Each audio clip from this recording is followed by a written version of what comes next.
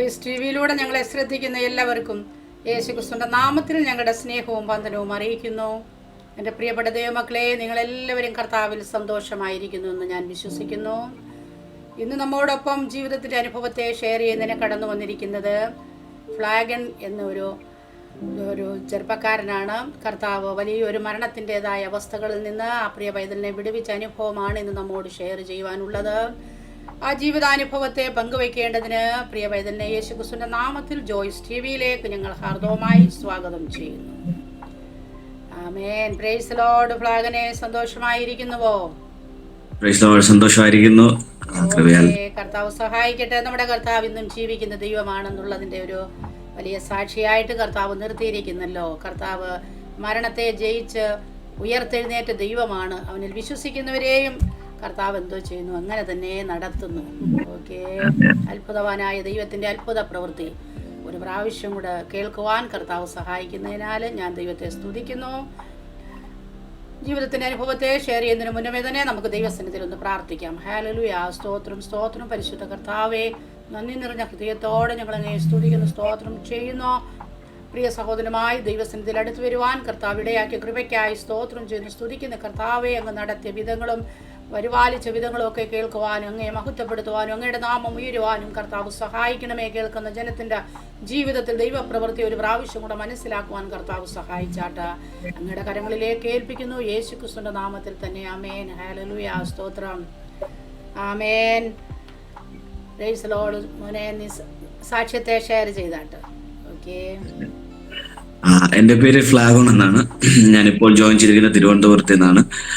ഇങ്ങനൊരു അവസരം ഒരുക്കി തന്ന ദൈവത്തിന് ഞാൻ ഒരുപാട് നന്ദിയുള്ളവനാണ്. അതോടൊപ്പം തന്നെ ജോയിസ് ടി വിയോടുള്ള നന്ദിയും ഞാൻ അറിയിച്ചുകൊള്ളുന്നു.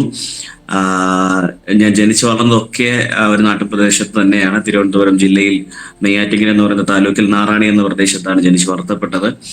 കൃപയാൽ ഒരു പെന്തക്കോസ്ത് കുടുംബത്തിൽ തന്നെ ജനിപ്പാനും വളരാനും ഒക്കെ ദൈവം ഇടയാക്കി.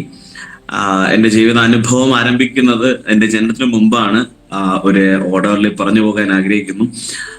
എൻ്റെ അപ്പൻ ഒരു സഭാ ശുശ്രൂഷകനാണ്. ചെറിയ 2 പ്രവർത്തനം ഞങ്ങൾക്കുണ്ട്. അപ്പോൾ മാത്രമല്ല ഒരു കൂലിപ്പണിക്കാരനും കൂടെ ആയിരുന്നു. അപ്പോൾ എനിക്കുള്ളത് ഒരു ചേച്ചിയാണ്. ചേച്ചിയുടെ വിവാഹം കഴിഞ്ഞു, 2 പിള്ളേരൊക്കെ ഉണ്ട് ഇപ്പോൾ. അപ്പോൾ അങ്ങനെ ഇരിക്കുന്ന അവരുടെ ആ ഒരു വിവാഹം കഴിഞ്ഞ് ചേച്ചി ജനിച്ചതിന് ശേഷം ഒരു പെൺകുഞ്ഞായതുകൊണ്ട് തന്നെയും പിന്നെ ഒരു കൂലിപ്പണിക്കാരനായതുകൊണ്ടും സാമ്പത്തികമായി ചെലവുകളൊക്കെ ഉള്ളത് കൊണ്ട് ഒരു കുഞ്ഞു മതി എന്ന് പറഞ്ഞ് അവർ ഇരിക്കുന്ന ഒരു കാലയളവായിരുന്നു. അപ്പോ അപ്പോഴാണ് ധർമ്മക്കൻ എന്ന് പറയുന്ന ഒരു ദൈവദാസൻ അദ്ദേഹം ഇതിൽ ചേർക്കപ്പെട്ടു. അദ്ദേഹം ഇങ്ങനെ ഒരു പ്രാർത്ഥന ഞങ്ങളുടെ നാട്ടിൽ വന്നപ്പോഴത്തേക്കും ഫസ്റ്റ് ടൈമാണ് അദ്ദേഹത്തെ അമ്മയെ കാണുന്നതും ഫസ്റ്റ് ടൈമാണ് അദ്ദേഹം കൊണ്ട് വരുന്നത്. അപ്പോൾ അദ്ദേഹം ഒരു ആലോചന ഇങ്ങനെ പറഞ്ഞു, നിങ്ങൾക്കൊരു മകൻ ഉണ്ടാകും, അവന് സ്വന്തത്തിൽ നിന്ന് പേര് വിളിക്കരുത്, അവനൊരു പേര് വിളിക്കാൻ പാടുള്ളൂ.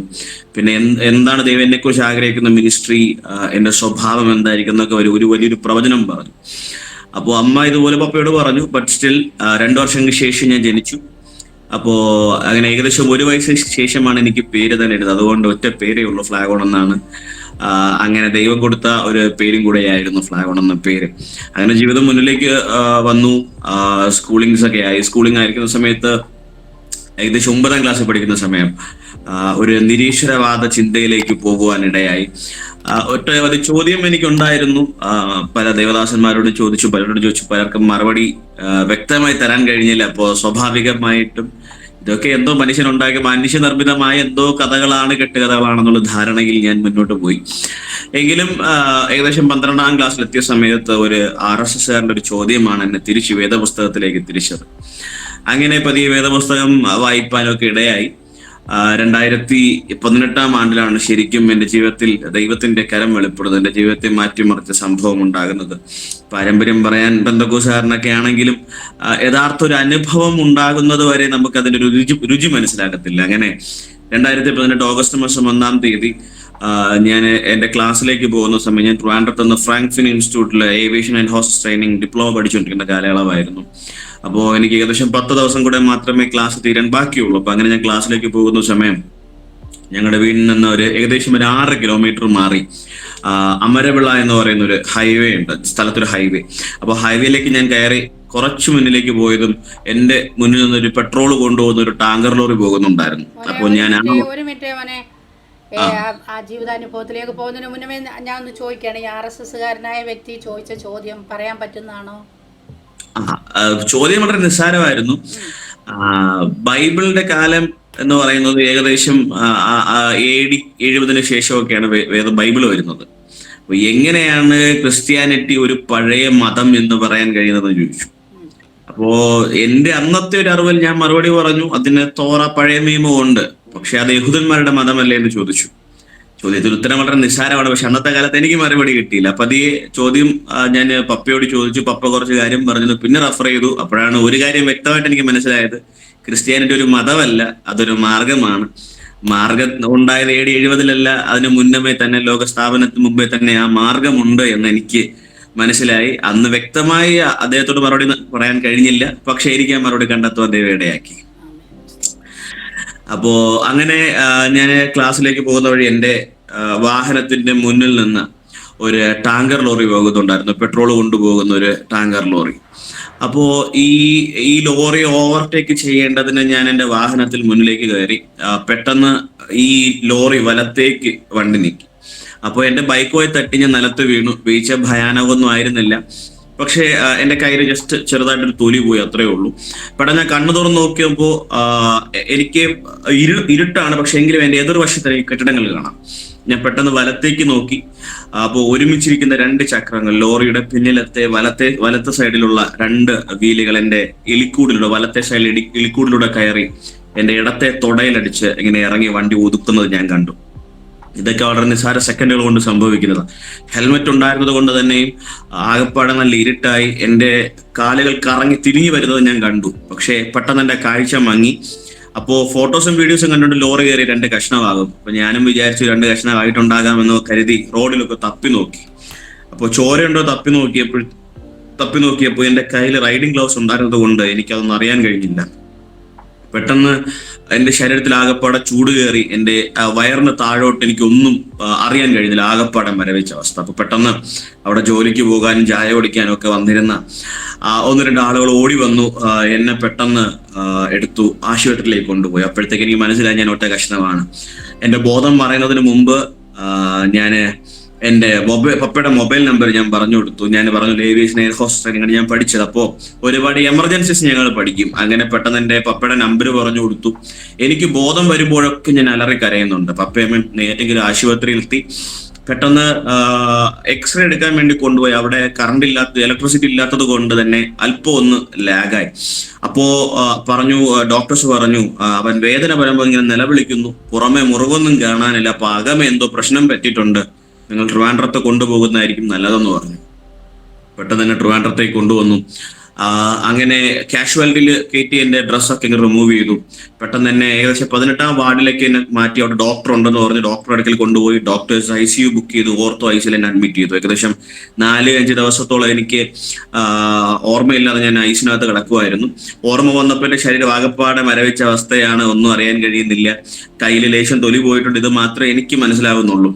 അങ്ങനെ പതിയെ ബോധം വന്നു, വാർഡിലേക്ക് എന്നെ മാറ്റി. അപ്പോൾ എനിക്കൊന്നും അനങ്ങാനൊന്നും കഴിയുന്നില്ല, ഒരു തടിക്കഷ്ണം പോലെ ഞാൻ അങ്ങനെ കിടക്കുകയാണ്.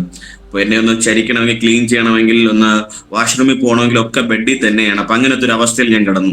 അപ്പോ എന്നും എൻ്റെ അപ്പനും അമ്മയും എൻ്റെ ഈ ബെഡിന്റെ 2 സൈഡിലും നിലത്തായിരിക്കും അവർ കിടക്കുന്നത്. അപ്പൊ എന്തെങ്കിലും രാത്രി വേദനയോ എന്തെങ്കിലും ആവശ്യം ഉണ്ടെങ്കിലും ഞാൻ ഇവരെ ഒരു തുവർത്തോ അല്ലെങ്കിൽ വിഷറി എൻ്റെ കയ്യിലുണ്ടാകും. ഞാൻ ഇത് നിലത്തേക്കിട്ടാണ് ഞാൻ അവരെ വിളിക്കുന്നത്.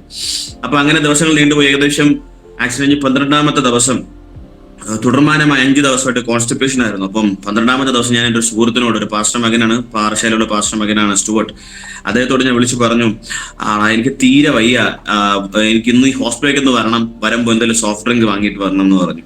അപ്പൊ അദ്ദേഹം ഉച്ച കഴിഞ്ഞ സമയത്ത് എത്തി. ഞാൻ അന്ന് എൻ്റെ വിചാരം എൻ്റെ വയറ് നല്ല വേദന ഉണ്ട്, അപ്പോൾ ഗ്യാസിന്റെ എന്തോ പ്രശ്നം കൊണ്ടാണ് എനിക്ക് വയറുവേദന എന്നാണ് ഞാൻ വിചാരിച്ചു. അപ്പൊ അദ്ദേഹം വന്നു. ഞാൻ ഇതൊക്കെ ഫുഡ് കഴിച്ചു, വെള്ളമൊക്കെ കുടിച്ചിട്ട് ഞാൻ രാത്രി കിടന്നു. ഏകദേശം രാത്രി 12 മണിയായ സമയത്ത് എനിക്ക് വല്ലാണ്ട് വയറിന് അസ്വസ്ഥത തോന്നി.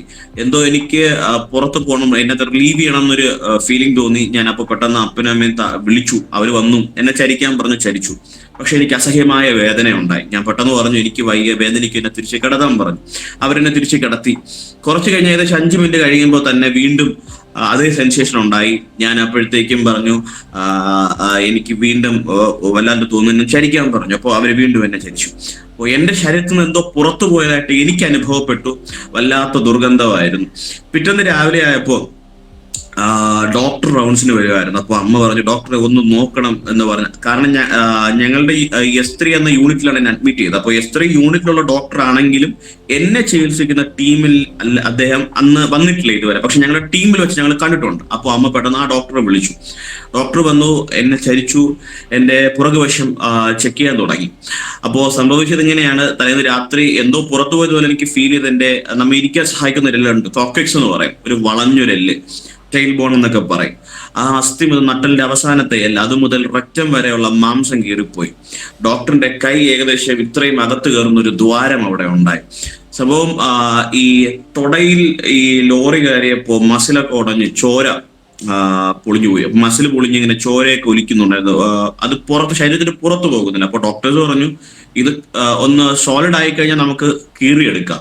പക്ഷെ ഇതിങ്ങനെ തന്നെ ഫ്ലോ ആയിക്കൊണ്ടിരുന്നാല് എവിടെയിലൂടെയൊക്കെ ശരീരത്തിന്റെ ഏതെങ്കിലും ഭാഗത്തൂടെ പൊട്ടി ഇത് പുറത്തു പോകുമെന്ന് പറഞ്ഞപ്പോൾ ഇത് സംഭവിക്കുന്നതിന്റെ തലേ ദിവസം വെള്ളിയാഴ്ചയ്ക്ക് ആയപ്പോൾ തന്നെ പൊള്ളല് പോലെ, കുമിളകൾ പോലെ ഈ ലെഫ്റ്റ് തൈയിലുണ്ടായിട്ട് ഡോക്ടർ സിറിഞ്ച് വെച്ച് ബ്ലഡ് എടുത്തു മാറ്റുന്നുണ്ടായിരുന്നു. സോ അപ്പോൾ ഈ ബ്ലഡ് എല്ലാം കൂടെ പൊട്ടി പുറത്തു പോയതായിരുന്നു സംഭവിച്ചത്.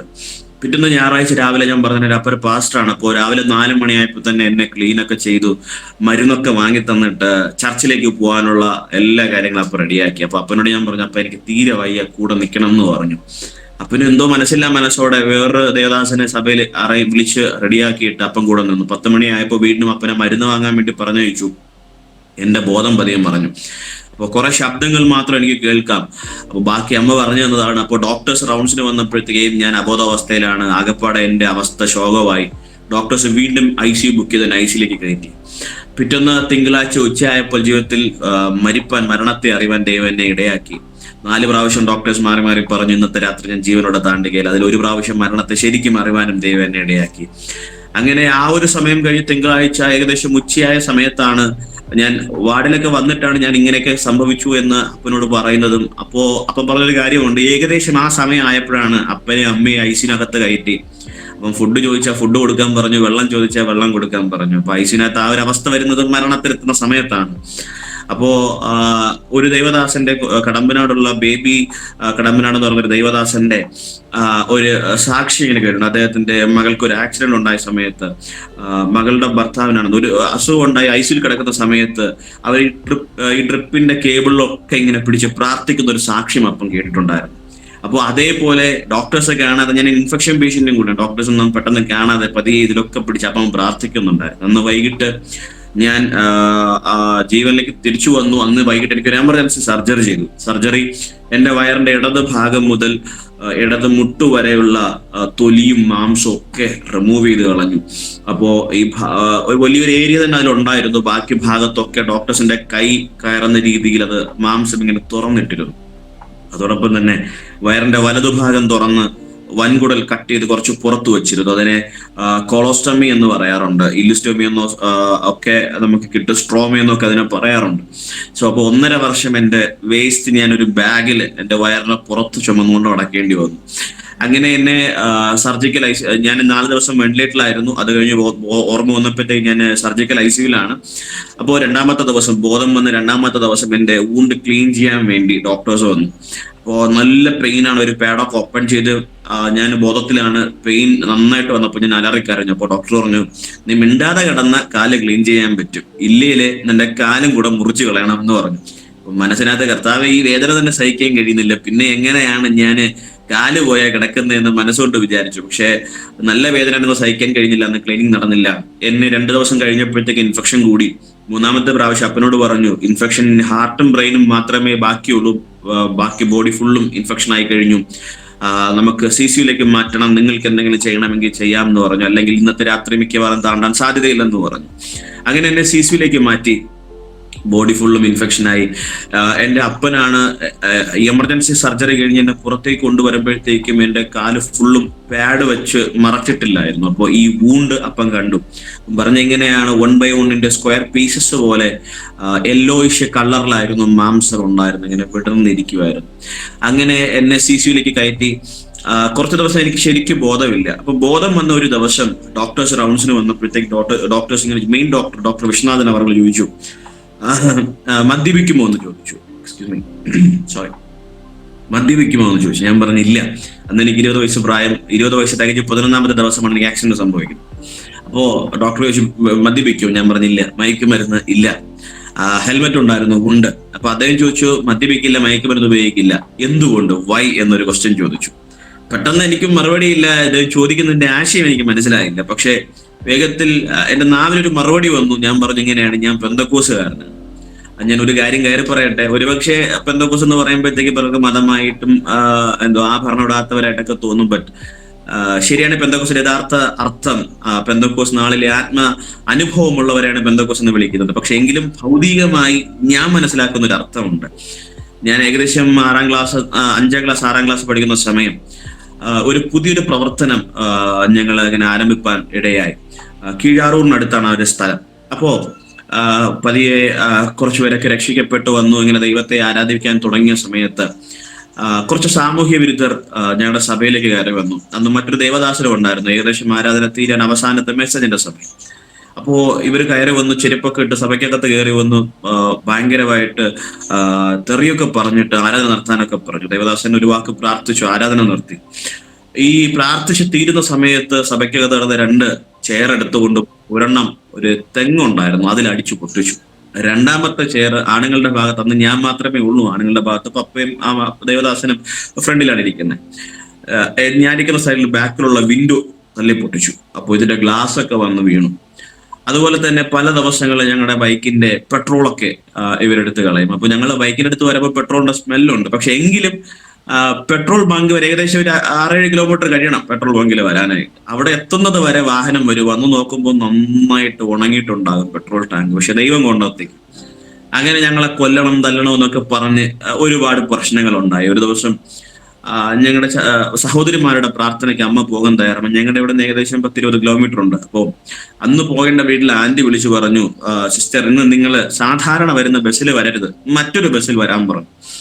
അപ്പൊ അമ്മ ആദ്യം ഓക്കെ എന്ന് പറഞ്ഞു. പക്ഷേ അമ്മ പ്രാർത്ഥിക്കുന്ന സമയത്ത് ദൈവാത്മാവ് പറഞ്ഞു, അമ്മ വലിയ പ്രവാചകനൊന്നും ഞാൻ പറയുന്നില്ല, ബസ്സിൽ ദൈവാത്മാവ് പറഞ്ഞു നീ പോകുന്ന ബസ്സിൽ തന്നെ പോകണം.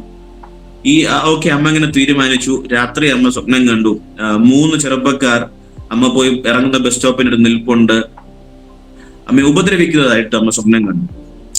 എങ്കിലും അമ്മ പ്രാർത്ഥിച്ചു. പിറ്റേന്ന് രാവിലെയും ആ ആന്റി വിളിച്ചു, സിസ്റ്റർ നിങ്ങൾ ഏത് ബസ്സിലാണ് വരുന്നത്? ഞാൻ പറഞ്ഞ ബസ്സിലാണല്ലോ. അപ്പൊ അമ്മ അതെ എന്നൊക്കെ പറഞ്ഞിട്ട് അമ്മ ഫോൺ വെച്ചു. അമ്മ യാത്ര തിരിച്ചു. സാധാരണ പോകുന്ന ബസ്സിൽ തന്നെ പോയി. അമ്മ പോയി ഇറങ്ങിയപ്പോ അമ്മ കണ്ടതുപോലെ 3 ചെറുപ്പക്കാരോട് നിൽപ്പുണ്ട്. അമ്മ ചോദിച്ചു, സഹോദരന്മാരെ ഇന്ന് ജോലിക്കൊന്നും പോയില്ലെന്ന് ചോദിച്ചപ്പോഴത്തേക്ക് അമ്മ ഒരു തെറിയൊക്കെ പറഞ്ഞു. അമ്മ ചിരിച്ചുകൊണ്ട് നടന്നങ്ങ് പോയി. അപ്പോ ഈ ആന്റിയുടെ വീട്ടിലേക്ക് എത്തുന്ന സമയം ആന്റി റെഡിയാകുകയാണ്. കാരണം അമ്മയെ ഒന്ന് കൂട്ടിക്കൊണ്ടുവരാൻ. അപ്പൊ അമ്മയെ കണ്ടപ്പോഴത്തേക്ക് പെട്ടെന്ന് ആന്റി ഓടി ഇറങ്ങിയിട്ട് ചോദിച്ചു, സിസ്റ്റർ നിങ്ങൾ എങ്ങനെയാ വന്നത്? നിങ്ങളുടെ ഞാൻ ആ ബസ്സിലല്ലേ വരാൻ പറഞ്ഞത്. എന്തിനാ സഹോദരി, ഇതല്ലേ എളുപ്പം? പറഞ്ഞു, നിങ്ങളെ തല്ലിക്കൊല്ലേണ്ടതിന് ഉപദ്രവിക്കേണ്ടതിന് ഇന്നലെ ഇവര് പദ്ധതി ഇട്ടിരുന്നു. അപ്പോ ഞാൻ പറയുന്നൊരു കാര്യമുണ്ട്, ഞങ്ങൾ അന്ന് ബൈക്കിലാണ് ഞങ്ങൾ യാത്ര ചെയ്യുന്നത്. അപ്പോ ഈ ഒരു സഭയുടെ ഈ ഒരു ഏരിയ എത്തുമ്പോഴത്തേക്കും എന്റെ മനസ്സിൽ, എനിക്ക് എന്റെ ചേച്ചിയുടെ മനോഭാവത്തെ കുറിച്ച് അറിയില്ല, പപ്പയുടെ അമ്മയുടെ മനോഭാവത്തെ കുറിച്ച് അറിയത്തില്ല. പക്ഷെ ഞാനാണ് ഫ്രണ്ടിൽ ഇരിക്കുന്നത്. അപ്പൊ എന്റെ ഒരു മനോഭാവം, ഇന്ന് വാള് കൊണ്ട് വെട്ടേറ്റാണോ ചാകുന്നത് അല്ലെങ്കിൽ തീയിട്ട് ചുട്ടുകൊല്ലുമോ എന്ന് അറിയാൻ പാടില്ല. അപ്പൊ എന്റെ ഒരു ഭാഷ്യത്തിൽ ഇതാണ് പെന്തക്കോസ്, അല്ലാതെ ഒരു മതമെന്ന് ഞാൻ പറയാറില്ല. അപ്പൊ ഞാൻ പറഞ്ഞു, ഡോക്ടർ ഞാനൊരു പെന്തക്കോസുകാരനാണ്. അപ്പോ ഇദ്ദേഹം മറുപടി ഒന്നും പറഞ്ഞില്ല, ഇദ്ദേഹം മിണ്ടാതെ പോയി. പക്ഷെ അന്ന് മുതൽ എനിക്കൊരു എന്താ പറയാ നല്ലൊരു കെയർ അവിടെ കിട്ടുവാനിടയായി. അന്ന് എനിക്ക് പണ്ടൊക്കെ മുടി നീട്ടി വളർത്താൻ, ലോ വേസ്റ്റ് പാൻറ് ഇടാനൊക്കെ ആയിരുന്നു ഇഷ്ടം. പക്ഷെ ദൈവം അതൊക്കെ ഒന്ന് മാറ്റി അതിന്റെ ഒരു അർത്ഥം എന്താണെന്ന് മനസ്സിലാക്കി തന്നു. ഇന്നത്തെ കാലത്തെ ചെറുപ്പക്കാർ ഒരുപാട് സ്റ്റൈലൊക്കെ കാണിച്ച് നടക്കാറുണ്ട്. പക്ഷെ ഞാൻ അന്ന് ലോ വേസ്റ്റ് ഇട്ട് നടന്നു. ഏകദേശം 9ാം ക്ലാസ്സിലൊക്കെ നടന്ന സംഭവങ്ങളാണ്. അങ്ങനെ ഞാൻ ലോകത്തിൽ നടന്നപ്പോഴത്തേക്കും വെറും ഒരു ഒറ്റ മുണ്ടിൽ എനിക്ക് ഒതുങ്ങേണ്ടി വന്നു. ഒന്ന് മടുത്തൊടുക്കാൻ പോലും കഴിയാതെ വെറും ഒറ്റ മുണ്ടിലാണ് ഞാൻ കിടന്നത്. അന്ന് മനസ്സിലാക്കി, ഈ കാണുന്ന സ്റ്റൈൽ കൊണ്ടോ ഈ കാണുന്ന വലിയ ആഡംബരങ്ങൾ കൊണ്ടോ വലിയ കാര്യമൊന്നുമില്ല. അങ്ങനെ അന്ന് മുതൽ വലിയൊരു കെയർ എനിക്ക് ലഭിച്ചു. ജസ്റ്റ് ബിക്കോസ് ഒരു പെന്തക്കോസ് അനുഭവം ഉള്ളതും. അങ്ങനെ ജീവിതം മുന്നിലേക്ക് പോയി. ഒരു ദിവസം സന്ധ്യയായപ്പോൾ, അന്ന് എന്നെ CCനകത്ത് കിടത്തിയിരിക്കുന്ന ഒരു ചെറിയൊരു റൂമിനകത്താണ് ഞാൻ കിടക്കുന്നത്. അത് ഇൻഫെക്ഷൻ പേഷ്യൻസിന് കൊടുക്കുന്ന ഒരു റൂമാണ്. ബാക്കി 5 ബെഡുകളുണ്ട്. 5 ബെഡിലും വെജിറ്റേറ്റീവ് സ്റ്റേറ്റിൽ കിടക്കുന്ന ആൾക്കാരാണ്. അതായത് ഇന്ന് മരിക്കുമോ നാളെ മരിക്കുമോ എന്ന് അറിയാൻ പാടില്ല. അത് വെന്റിലേറ്ററിലാണ് എല്ലാവരും. അപ്പൊ എനിക്ക് മാത്രമേ ഇവിടെ ബോധമുള്ളൂ. ഇൻഫെക്ഷൻ പേഷ്യന്റ് ആയിട്ട് ഒരു ചെറിയ റൂമിനകത്ത് തന്നെ കിടത്തിയിട്ടുണ്ട്. അപ്പോൾ ഞാൻ ഇച്ചിരി ഭക്ഷണം കഴിക്കും, ഒരു ചെറിയൊരു തട്ട് ദോശയുടെ ഒരു ചെറിയ ഭാഗമൊക്കെ ആയിരിക്കും കഴിക്കുന്നത്, ബട്ട് സ്റ്റിൽ ഭക്ഷണം കഴിക്കും. ഒരു ദിവസം രാത്രി അപ്പൻ ഭക്ഷണമൊക്കെ തന്നിട്ട് എന്നോട് പറഞ്ഞു, നീ ആരോടെങ്കിലും തെറ്റ് ചെയ്തു എന്ന് നിനക്ക് തോന്നുന്നുവെങ്കിൽ നീ അവരോട് ക്ഷമ ചോദിക്കണം, ദൈവത്തോട് ക്ഷമ ചോദിക്കണം, അവരോട് നിനക്ക് അവരെ നേരിട്ട് കാണുവാണെങ്കിൽ അവരോട് ക്ഷമ ചോദിക്കാമെന്ന് പറഞ്ഞു. ഞാൻ ആദ്യം അപ്പനോട് തന്നെ ക്ഷമ ചോദിച്ചു, രണ്ടാമത് ദൈവത്തോടും ക്ഷമ ചോദിച്ചു. സംഭവം വേറൊന്നുമല്ല, എന്റെ മനസ്സിനകത്ത് ഞാൻ ദൈവത്തോട് ചോദിച്ചൊരു കാര്യമുണ്ട്. ഞാൻ പെന്തക്കോസ്തുകാരനല്ലേ, ഞാൻ ദൈവത്തെ ആരാധിക്കുന്ന പാസ്റ്റർ മകനല്ലേ, ഞാൻ മദ്യപിക്കാൻ പോയില്ല, മയക്കുമരുന്നിന് പോയില്ല, മറ്റുള്ള വെറുക്കൂത്തുകൾക്ക് പോയില്ല, പിന്നെ എന്തിനാണ് എന്റെ ജീവിതത്തിൽ ഇങ്ങനെ സംഭവിച്ചത്? കൃപയാൽ 1-2 സഭയിലൊക്കെ പോയി ശുശ്രൂഷിപ്പാനൊക്കെ ഈ ആക്ഷന് മുമ്പ് ദൈവം അങ്ങനെ അഭിഷേകം ചെയ്തു. അപ്പൊ ഞാൻ ദൈവത്തോട് ചോദിച്ചു, എന്തിനായിരുന്നു സംഭവിച്ചത്? ദൈവം പെട്ടെന്നൊന്നും മറുപടി നൽകിയില്ല. പക്ഷെ പതിയെ ദൈവം എനിക്ക് പറഞ്ഞു മനസ്സിലാക്കി, ജീവിതത്തിൽ 2 കുറവുകൾ എനിക്കുണ്ടായിരുന്നു. ഒന്നൊരു അഹങ്കാരം. സംഭവം ഈ ഏവിയേഷൻ കോഴ്സ് പഠിക്കുന്നത് കൊണ്ട് തന്നെ ഈ ഫ്ലൈറ്റിനകത്ത് ക്യാബിൻ ക്രൂവായിട്ട് പോകുന്നവരും നമുക്ക് അറിയാം, നല്ല കാണാൻ ഭംഗിയുള്ളവരും കുടുംബശ്രേഷ്ഠതയുള്ളവരും കഴിവുള്ളവരും ഒക്കെയാണ്. അവരോടുകൂടെ കുറച്ച് നാള് ആയപ്പോ എനിക്കും തോന്നി, എന്നെ കൊണ്ട് ചിലതൊക്കെ കഴിയും, എന്നെ കൊണ്ട് പറ്റും, ഇങ്ങനൊരു ധാരണ വന്നു, ഒരു അഹംഭാവം ജീവിതത്തിൽ വന്നു. പതിയെ അതൊക്കെ തച്ചുടയ്ക്കത്തക്ക രീതിയിൽ 1 സെക്കൻഡ് കൊണ്ട് ജീവിതം ആകെപ്പാടെ മാറി മറിഞ്ഞു. അന്ന് ഞാൻ ദൈവത്തോട് ക്ഷമ ചോദിച്ചു. രണ്ടാമത്തെ കുറവ് ഒരു അനുസരണക്കേട്. എന്റെ ബൈക്ക് പുതിയ ബൈക്കായിരുന്നു. കാരണം തലേ ദിവസം രാത്രി ഏകദേശം 10 മണിയായ സമയത്താണ് പ്രാർത്ഥിച്ച് വാഹനം വീട്ടിലേക്ക് കൊണ്ടുവരുന്നത്. പിറ്റേന്ന് രാവിലെയാണ് അപകടം സംഭവിക്കുന്നത്.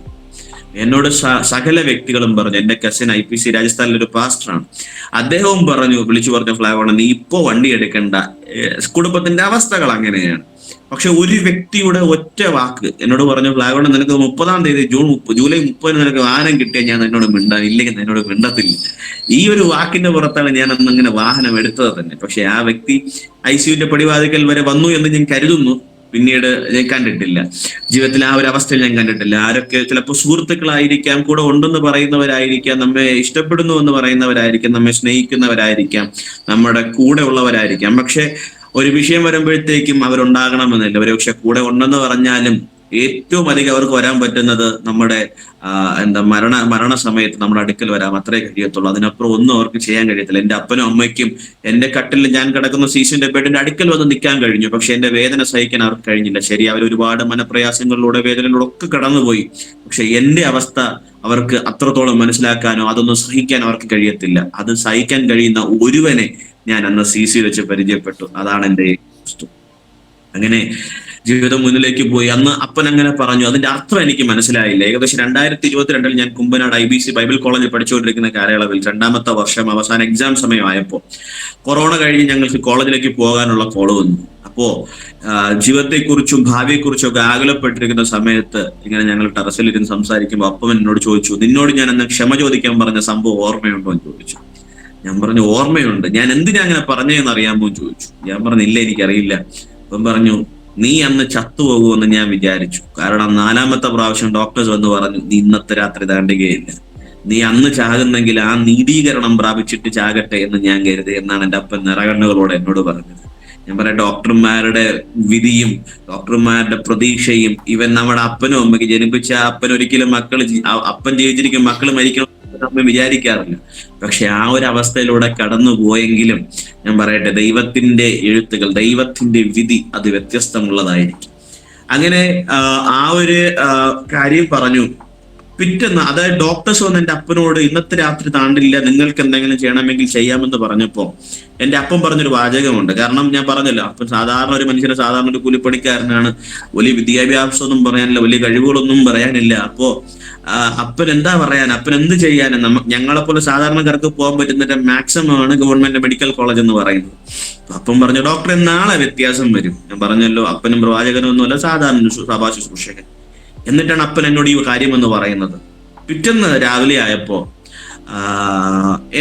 അതായത് ഡോക്ടേഴ്സ് ഇങ്ങനെ വന്ന് പറയാനുള്ള അടുത്തൊരു റീസൺ ഇങ്ങനെയാണ്. അതായത് എനിക്ക് തരുന്ന മരുന്ന് മെറോപ്പിനും കൊളിസ്റ്റിനും എന്ന് പറയുന്ന കോമ്പോസിഷനുള്ള മരുന്നാണ്. അതായത് 80 വയസ്സ് പ്രായമുള്ള മനുഷ്യൻ ഇന്നോ നാളെയോ മരിക്കുമെന്നുണ്ടെങ്കിൽ ഒരാഴ്ച കൂടെ, അതായത് വിദേശങ്ങളിലുള്ള മക്കൾക്ക് ഒന്ന് വന്ന് കാണാൻ ജീവൻ നിലനിർത്തുന്ന മരുന്നും ടോപ്പ് ആന്റിബയോട്ടിക്കുമാണ് എന്റെ ശരീരത്തിൽ കയറ്റിയത്.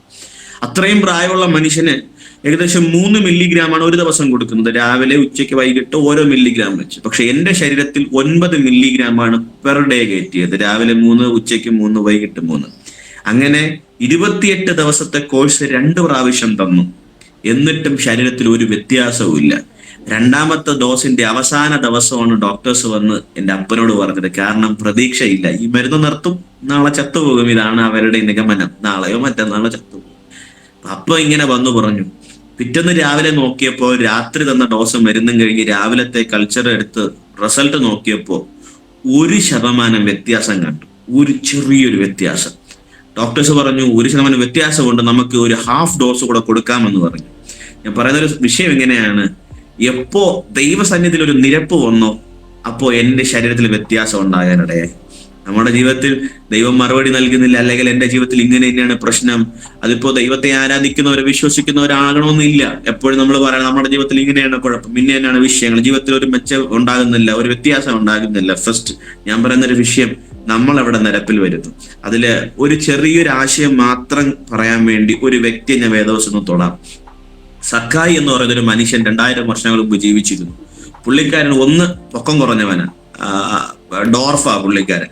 ഇപ്പോൾ പുള്ളിക്കാരൻ യൗവനക്കാരനാണ്, പണക്കാരനാണ്, ആൾക്കാരുടെ ഇടയിൽ വലിയ ഉന്നത ജോലിയാണെങ്കിൽ പോലും വലിയ അംഗീകാരമില്ല. പുള്ളിക്കാരനെ കള്ളൻ എന്ന മട്ടിലാണ് കാണുന്നത്. പുള്ളിക്കാരൻ ഒരു ഗവൺമെന്റ് ജോലിക്കാരനാണ്, ബട്ട് സ്റ്റിൽ കള്ളൻ എന്നാണ് പുള്ളിക്കാരനെ നാട്ടുകാർ വിചാരിക്കുന്നത്. പുള്ളിക്കാരനെ ലൂക്കോസ് എഴുതിയ സുവിശേഷം 19-ാം അധ്യായത്തിൽ പുള്ളിക്കാരനെ കുറിച്ച് വിവരണം കൊടുത്തിട്ടുണ്ട്. ഇങ്ങനെയാണ്, യേശു കർത്താവ് എങ്ങനെയുള്ളവനെന്ന് കാണുവാൻ ഈ സക്കായി എന്ന് പറയുന്ന മനുഷ്യർ ഒരു അത്തിമേൽ വലിഞ്ഞു കയറി. അപ്പോ എന്റെ ചിന്തയിൽ എങ്ങനെയുള്ളവനെന്ന് കാണുവാൻ അർത്ഥം, ഈ പുള്ളിക്കാരന്റെ പൊക്കമൊക്കെ വെച്ചിട്ട് കർത്താവിന് എന്തോരം പൊക്കമുണ്ട്, ആൾക്കാരെങ്ങനെ കർത്താവിനെ ഇഷ്ടപ്പെടും, ഇതൊക്കെ ഒന്ന് അറിയണം. ഇതാണ് പുള്ളിയുടെ മനസ്സിന്റെ നിഗമനം. അതായത് മനസ്സിനകത്ത് അപകർഷതാബോധം, ഇൻസെക്യൂരിറ്റി ഫീലിങ്സ്, ഈ വക ചിന്ത. ഇന്നത്തെ കാലത്ത് പിള്ളേരുടെ ഡിപ്രഷനും ഒരുപാട് വിഷയങ്ങളുണ്ട്. ഞാനും ഡിപ്രഷന്റെ ഒരു കാലത്ത് ഒരു അടിമയായിരുന്നു. കാരണം എൻ്റെ ഇടത്തെ കയ്യിൽ ഏകദേശം 75ഓളം ബ്ലൈഡുകൾ കൊണ്ട് വരിഞ്ഞു മുറുക്കിയ പാടുകളുണ്ട്. 2 കയ്യിലും കൂടെ 100 മുറിവുകൾ ഞാൻ ഉണ്ടാക്കിയിട്ടുണ്ട്. എൻ്റെ ചെസ്റ്റിലും തൈസിലും ഒക്കെ ഞാൻ ബ്ലൈഡ് വെച്ച് വരിഞ്ഞു മുറുക്കിയിട്ടുണ്ട് ഡിപ്രഷന്റെ കാര്യം കൊണ്ട്. മാത്രമല്ല 4 പ്രാവശ്യം ആത്മഹത്യക്ക് ശ്രമിച്ചിട്ടുണ്ട്. ഈ ആശുപത്രി കിടന്ന് ഞാൻ ആത്മഹത്യക്ക് വേണ്ടി ചിന്തിച്ചിട്ടുണ്ട്, ഞാനത് പറയാം. അപ്പോൾ ഇങ്ങനെയുള്ള കുറെ ചിന്തകൾ നമ്മുടെ ഹൃദയത്തിനകത്ത് കിടപ്പുണ്ട്. ഈ സക്കായി എന്ന് പറയുന്ന മനുഷ്യൻ കർത്താവിനെ കാണാൻ വേണ്ടി കയറി. കർത്താവ് പറഞ്ഞ സക്കായിയെ വേഗം ഇറങ്ങി വാ. ഈ മനുഷ്യൻ ഇറങ്ങി വന്നു. അപ്പോ അവരുടെ 7-ാം വാക്യത്തിൽ ഇങ്ങനെ എഴുതിയിട്ടുണ്ട്, കണ്ടവരെല്ലാം ഇവൻ പാപിയായ മനുഷ്യനോട് കൂടെ അത്താഴം കഴിക്കാൻ പോകുന്നു എന്നൊരു വർത്തമാനം പറഞ്ഞു. വാക്കിങ്ങനെയാണ്, കണ്ടവരല്ല. ഞാൻ ചോദിച്ചു, ആരാ കണ്ടവർ? കണ്ടവരെന്ന് പറയുന്നത് സക്കായിയുടെ കൂട്ടുകാർ തന്നെയാണ്. യേശു കർത്താവിന്റെ ശിഷ്യന്മാരെ കുറിച്ചല്ല. സക്കായി ഉള്ളത് സക്കായിയുടെ വീട്ടിനടുത്ത് തന്നെ. അപ്പോ കണ്ടവരെന്ന് പറയുന്നത്, ഈ പറഞ്ഞതെന്ന് പറയുന്നത് ഈ സക്കായിയുടെ കൂട്ടുകാരെ കുറിച്ച് തന്നെ. നമ്മുടെ കൂട്ടുകാര് ചിലപ്പോൾ പറയും നമ്മൾ ഭയങ്കര ഇഷ്ടമാ, സഹകരണമാ. ഞാനും കോളേജിൽ പഠിക്കുന്ന സമയം എനിക്ക് 104 സ്ലൈഡുള്ള ഒരു പ്രസന്റേഷൻ ചെയ്യണമായിരുന്നു. ഞാൻ എൻ്റെ സുഹൃത്തിന് വേണ്ടി അത് 208 സ്ലൈഡായിട്ട് ചെയ്യും, 2 ചെയ്യും. ഏതൊക്കെ അസൈൻമെന്റ് വന്നാലും 2 ചെയ്യും. പക്ഷെ ആ വ്യക്തി, ഞാൻ ആക്സിഡന്റ് കഴിഞ്ഞ് 10 ദിവസം കഴിയുമ്പോൾ ഞങ്ങളുടെ ബാച്ചിലെ കോഴ്സ് തീരുകയാണ്. അപ്പൊ ഞങ്ങൾക്ക് ഒരു റിസർച്ച് പ്രോജക്റ്റ് സബ്മിറ്റ് ചെയ്യണം. ഒരു വ്യക്തികൾ എന്നോട് പറഞ്ഞില്ല ഇങ്ങനൊരു റിസർച്ച് പ്രോജക്റ്റ് ഉണ്ട്. ഞാൻ ഏകദേശം 2-3 മാസങ്ങൾക്ക് ഏകദേശം 7 മാസങ്ങൾക്ക് ശേഷം വീട്ടിൽ വന്ന് അടുത്തെന്റെ ചെക്കപ്പിന് പോകുന്ന സമയം ഞാൻ ഈ കോളേജിലേക്ക് ഇറങ്ങി. ഞാൻ പറഞ്ഞു, മാം ഇതുപോലെ എനിക്ക് സർട്ടിഫിക്കറ്റ് കാര്യം എങ്ങനെയാണ്? അപ്പൊ മാം പറഞ്ഞു, റിസർച്ച് പ്രോജക്റ്റ് ബാക്കി വെക്കാനുണ്ട്. അപ്പോൾ ഞാൻ ഓക്കെ ഫൈൻ. എനിക്ക് പെട്ടെന്ന് മനസ്സിലായ സങ്കടം വന്നു. കാരണം എന്റെ സുഹൃത്തുക്കൾ, ഞാൻ വിശ്വസിച്ചവർ, ഞാൻ സ്നേഹിച്ചവർ, ഞാൻ കരുതിയവർ, ഞാൻ അസൈൻമെന്റുകൾ ഹെൽപ്പ് ചെയ്തവരും ചെയ്തു കൊടുത്തവർ ആരും എന്നോട് ഒരു വാക്ക് പറഞ്ഞത് പോലുമില്ല. ഞാൻ വീട്ടിൽ വന്നു. അപ്പൊ മാം പറഞ്ഞു, ഫ്ലാഗോൺ ഡു നോട്ട് വെറി, ഞാൻ നിനക്കൊരു റെഫറൻസ് പ്രോജക്റ്റ് തരാം എന്ന് പറഞ്ഞു. അങ്ങനെ മാം എനിക്ക് റെഫറൻസ് പ്രോജക്റ്റ്, ഞാൻ ഇങ്ങനെ കുറച്ച് സുഹൃത്തുക്കളെ വിളിച്ചു. ആരും റെസ്പോണ്ട് ചെയ്തില്ല, ആരും തന്നില്ല. അപ്പോ സുഹൃത്തുക്കൾ മേ ബി ഒരു കാലത്ത് നമ്മെ സഹായിക്കുക എന്ന് പറയും, സ്നേഹിക്കുക എന്ന് പറയും, ബട്ട് വിശ്വസിക്കേണ്ട എന്ന് ഞാൻ പറയത്തുള്ളൂ. ജീവിതം പഠിപ്പിച്ച പാഠം. മുന്നിലേക്ക് വരുമ്പോ സക്കായിയുടെ 8-ാം വാക്യത്തിൽ ഒരു വാക്ക് ഇങ്ങനെ പറയുന്നുണ്ട്, കർത്താവേ ഞാൻ വല്ലതും ചതിവ് വാങ്ങിച്ചിട്ടുണ്ടെങ്കിൽ ഞാൻ 4 മടങ്ങ് മടക്കി കൊടുക്കുന്നു എന്നൊരു വർത്തമാനം പറയുന്നുണ്ട്. ഞാൻ സക്കായിയോട് ചോദിച്ചു, സക്കായിയെ ഈ 4 മടങ്ങ് മടക്കി കൊടുക്കും എന്ന് പറയുമ്പോൾ അങ്ങ് എങ്ങനെ കൊടുക്കും? ഇന്നത്തെ കാലത്ത് പോലും ജിപേയും ഗൂഗിൾ പേ, UPI ഒന്നും അന്ന് സംവിധാനമില്ല. ഇത്രയും പണം കയ്യിൽ കൊണ്ട് നടക്കത്തുമില്ല. വീട്ടിൽ പോയാലേ പറ്റത്തുള്ളൂ. അപ്പൊ മറ്റു ഭാഷയെ പറയുന്നത് ഐ വിൽ, ഞാൻ കൊടുക്കും. അടുത്ത വാക്ക് ഇങ്ങനെയാണ് പറയുന്നത്, യേശു കർത്താവ് പറയുന്ന വാക്ക്, ഇവനും അബ്രഹാമിന്റെ മകനാകിയാൽ ഇന്ന് ഈ വീടിന് രക്ഷ വന്നിരിക്കും. 2 അർത്ഥം. ഒന്ന്, ഈ വീടിന് രക്ഷ വന്നു എന്ന് പറയുമ്പോൾ ഞാൻ ചോദിച്ചു, സക്കായി എന്ന് പറയുന്ന ഈ മനുഷ്യന്റെ വീടിന് രക്ഷ വന്നിട്ട് വല്ല കാര്യമുണ്ടോ? ഒരു കാര്യവുമില്ല. അത് വെറും കെട്ടിടമാണ്. അത് ബൈബിൾ പറയുന്നത് അത് അവസാനം വെളിപ്പാട് പുസ്തകം 20-22 അധ്യായം വായിക്കുമ്പോൾ തീക്കായി സൂക്ഷിച്ചിരിക്കും. പിന്നെ എന്താ ഇതിനർത്ഥം? പക്ഷെ കൊരിന്ത്യ ലേഖനത്തിൽ ഒരു വാക്കുണ്ട്, നിങ്ങളുടെ ശരീരങ്ങൾ ദൈവത്തിന്റെ മന്ദിരം എന്ന് അറിയുന്നില്ലയോ? അതായത് ഈ മനുഷ്യന്റെ ഒരു വീടിനെ കുറിച്ച് അല്ലെങ്കിൽ അദ്ദേഹം താമസിക്കുന്ന സ്ഥലത്തെ കുറിച്ചല്ല പറയുന്നത്, പുള്ളിയുടെ ഹൃദയത്തെ കുറിച്ച് അവിടെ പറഞ്ഞത്. ആ ഹൃദയത്തിൽ രക്ഷ വരേണ്ട ആവശ്യമുണ്ട്. അതാണ് ആദ്യം പറഞ്ഞത്, എങ്ങനെയുള്ളവൻ എന്ന് കാണുവാൻ കാട്ടത്തിമേൽ കയറി. പുള്ളിയുടെ മനസ്സിനകത്ത് ഈ ഇൻസെക്യൂരിറ്റീസും ഇൻഫീരിയർ കോംപ്ലക്സും ഡിപ്രഷനും ഈ ആത്മഹത്യ പ്രവണത, ഈ ചിന്തകളെല്ലാം കിടപ്പുണ്ട്. അതിനാണ് ഒരു രക്ഷ വരേണ്ടത്. ആ ഹൃദയത്തിനായിരുന്നു ഒരു രക്ഷ വരേണ്ടത്. അത് കൈമാറി. എപ്പോഴെന്നറിയാമോ? ഈ മനുഷ്യൻ ഈ പണം കൊടുത്തപ്പോഴല്ല, ഐ വിൽ ഗീവ് എന്നേ പറഞ്ഞിട്ടുള്ളൂ. പുള്ളിക്കാരൻ കൊടുത്തു എന്ന് പറയുന്നില്ല, ഒരു നിരപ്പിൽ കയറിയപ്പോൾ. സോ ഒരുപക്ഷെ നിങ്ങൾ ഒരുപാട് തീർത്ഥാടനങ്ങളും പൂജാകർമ്മങ്ങളും നേർച്ച കാഴ്ചകൾ ചെയ്യുന്നുണ്ടാകാം. ഞാനും ചെയ്തു. ഞാനും നിരീശ്വരവാദിയായിരുന്നു. പിന്നത്തേതിൽ ഞാൻ പല സിദ്ധാന്തങ്ങളും വായിച്ചു, പല മതങ്ങളും ഞാൻ അന്വേഷിച്ചു, പല രാഷ്ട്രീയ ചിന്തകളിലേക്ക് ഞാൻ പോയി. പക്ഷെ ഇവിടെ ഒന്നും എനിക്ക് രക്ഷ കണ്ടെത്താൻ പറ്റിയില്ല. ഞാൻ ആശുപത്രിയിൽ വേദനിച്ച് കിടന്നപ്പോൾ, ഞാൻ സങ്കടത്തിൽ കിടന്നപ്പോൾ, എനിക്ക് രോഗാവസ്ഥയിൽ മരണത്തിന്റെ വക്കോളം ഞാൻ എത്തിയപ്പോൾ ഇവിടെ ഒന്നും എനിക്ക് രക്ഷ കണ്ടെത്താൻ കഴിഞ്ഞില്ല. പക്ഷെ ഞാൻ എപ്പോ എൻ്റെ അപ്പം പറഞ്ഞതുപോലെ ഒരു നിരപ്പിലെത്തിയോ, എപ്പോ ഞാൻ ക്ഷമ ചോദിച്ചൊരു നിരപ്പിലെത്തിയോ, ആ സെക്കൻഡ് മുതൽ എനിക്ക് വ്യത്യാസം തുടങ്ങാനിടയായിട്ട്. എന്തുകൊണ്ട് ദൈവത്തിന് നേരത്തെ ഇത് ചെയ്തുകൂടാ? ദൈവത്തിന് എന്തെങ്കിലും കുഴപ്പമുണ്ടോ? നേരത്തെ ഇതൊക്കെ തന്ന എന്ന് പലരും ചോദിക്കാറുണ്ട്. ഞാൻ പറയുന്നത്, ആദ്യം നമ്മുടെ ഭാഗം ക്ലിയർ ചെയ്താലേ ഇറ്റ് ഹാസ് ടു ഹാപ്പൻ. ആ ഒരു ട്രാൻസാക്ഷൻ ക്ലിയർ ആകണമെങ്കിൽ നമ്മളുടെ ഭാഗം ക്ലിയർ ചെയ്യണം. വേഗത്തിൽ ഞാൻ എൻ്റെ അടുത്ത ഭാഗങ്ങളിലേക്ക് വരാം. അങ്ങനെ പിറ്റേന്ന് മുതൽ വ്യത്യാസം വന്നു. ഡോക്ടേഴ്സ് പറഞ്ഞു, ഇനി ഇവനെ ഇവിടെ കിടത്തിയാൽ ശരിയാകത്തില്ല, ഇനി ഇൻഫെക്ഷൻ, മറ്റുള്ള പേഷ്യൻസിന്റെ ഇൻഫെക്ഷൻ ഇവന് വരാൻ സാധ്യതയുണ്ട്. സോ എന്നെ വേറെ പേ വാർഡിലേക്ക് മാറ്റണം എന്ന് പറഞ്ഞു. അങ്ങനെ എന്നെ പേ വാർഡിലേക്ക് മാറ്റി. പെയിൻ കില്ലറിന്റെ അളവ് കുറഞ്ഞു. കാരണം CCUയിൽ കിടക്കുമ്പോൾ അതൊരു മിനി ഓപ്പറേഷൻ തിയേറ്റർ ആയിട്ടൊക്കെ അവർ ഉപയോഗിക്കാറുണ്ട്. അങ്ങനെ എനിക്കും എൻ്റെ കാലില് പഴുപ്പ് നിറഞ്ഞു നിന്നപ്പോൾ ഒരു ദിവസം രാത്രി അവർ മിനി സർജറി ചെയ്തു. കാലിലെ തുടയുടെ അടിഭാഗത്ത് ഓപ്പറേറ്റ് ചെയ്ത് പസ്സൊക്കെ ഞെക്കി കളയുന്നൊരു സംഭവം. അത് പതിയെ സ്റ്റിച്ചൊക്കെ പൊട്ടി, രാത്രി ആകെപ്പാടെ ബ്ലഡൊക്കെ ലീക്കായി, പിന്നെ വീണ്ടും ഡോക്ടേഴ്സ് വന്ന് സ്റ്റിച്ച് ഇടേണ്ടി വന്നു. അങ്ങനത്തെ അവസ്ഥകളൊക്കെ ഉണ്ടായി. അപ്പോൾ ഒരു മിനി ഓപ്പറേഷൻ തിയേറ്റർ എന്ന് പറയുമ്പോൾ അത്രയ്ക്ക് അനസ്തേഷ്യയും, എന്നെ ക്ലീൻ ചെയ്യുമ്പോഴത്തേക്ക് എനിക്ക് ഓക്സിജൻ മാസ്ക് തന്നിട്ട്, ഞാൻ മരുന്നിന്റെ പേര് പറയാൻ ആഗ്രഹിക്കുന്നില്ല, അത്രയ്ക്ക് ടോപ്പ് എൻഡ് മെഡിസിൻസ് ആണ് എനിക്ക് തന്നുകൊണ്ട് എന്നെ മീൻസ് ക്ലീനിങ് ചെയ്ത്. അത്രമാത്രം പെയിൻ ആണ് എനിക്ക് ഉണ്ടാകുന്നത്. നമ്മൾ പനി വരുമ്പോൾ ആശുപത്രി പോകുമ്പോൾ ട്രിപ്പിടുന്ന ആ ഒരു NSന്റെ 42 കുപ്പിയാണ് ഒരു മുറിവ് കഴുകാൻ എനിക്ക് ഒരു ദിവസം ചെലവാക്കിക്കൊണ്ടിരുന്നത്. 32 കുപ്പി ബ്ലഡ് എന്റെ ശരീരത്തിൽ അടച്ചു, 16 കുപ്പി പ്ലേറ്റ്ലെറ്റ് എന്റെ ശരീരത്തിൽ അടച്ചു. ഞാൻ ഇത് പറയാൻ കാരണം, ഏകദേശം 12 കുപ്പി ബ്ലഡ് അടച്ച ഒരു മനുഷ്യനെ എനിക്കറിയാം. അദ്ദേഹത്തിന്റെ കൈക്ക് ഇന്നും വിറയലുണ്ട്. ഇങ്ങനെ അധികം ബ്ലഡ് അടയ്ക്കുമ്പോൾ ഇങ്ങനെയുള്ള പ്രശ്നങ്ങൾ വരാൻ സാധ്യതയുണ്ട്. പക്ഷെ ഇന്ന് ദൈവം എന്നെ നിലനിർത്തിയത് എൻ്റെ ആരോഗ്യം കൊണ്ടല്ല, എൻ്റെ കഴിവ് കൊണ്ടല്ല, കുടുംബശ്രേഷ്ഠത കൊണ്ടൊന്നുമല്ല, ദൈവത്തിന്റെ മഹാകൃപ കൊണ്ട് മാത്രം. അങ്ങനെ ഡോക്ടേഴ്സ് എന്നെ പേ വാർഡിലേക്ക് മാറ്റി. വേദന പിന്നെ കൂടാൻ തുടങ്ങി. കാരണം ഡെയിലി എൻ്റെ മുറിവ് ക്ലീൻ ചെയ്യുന്നുണ്ട്, ഡെയിലി വിഷയങ്ങളുണ്ട്.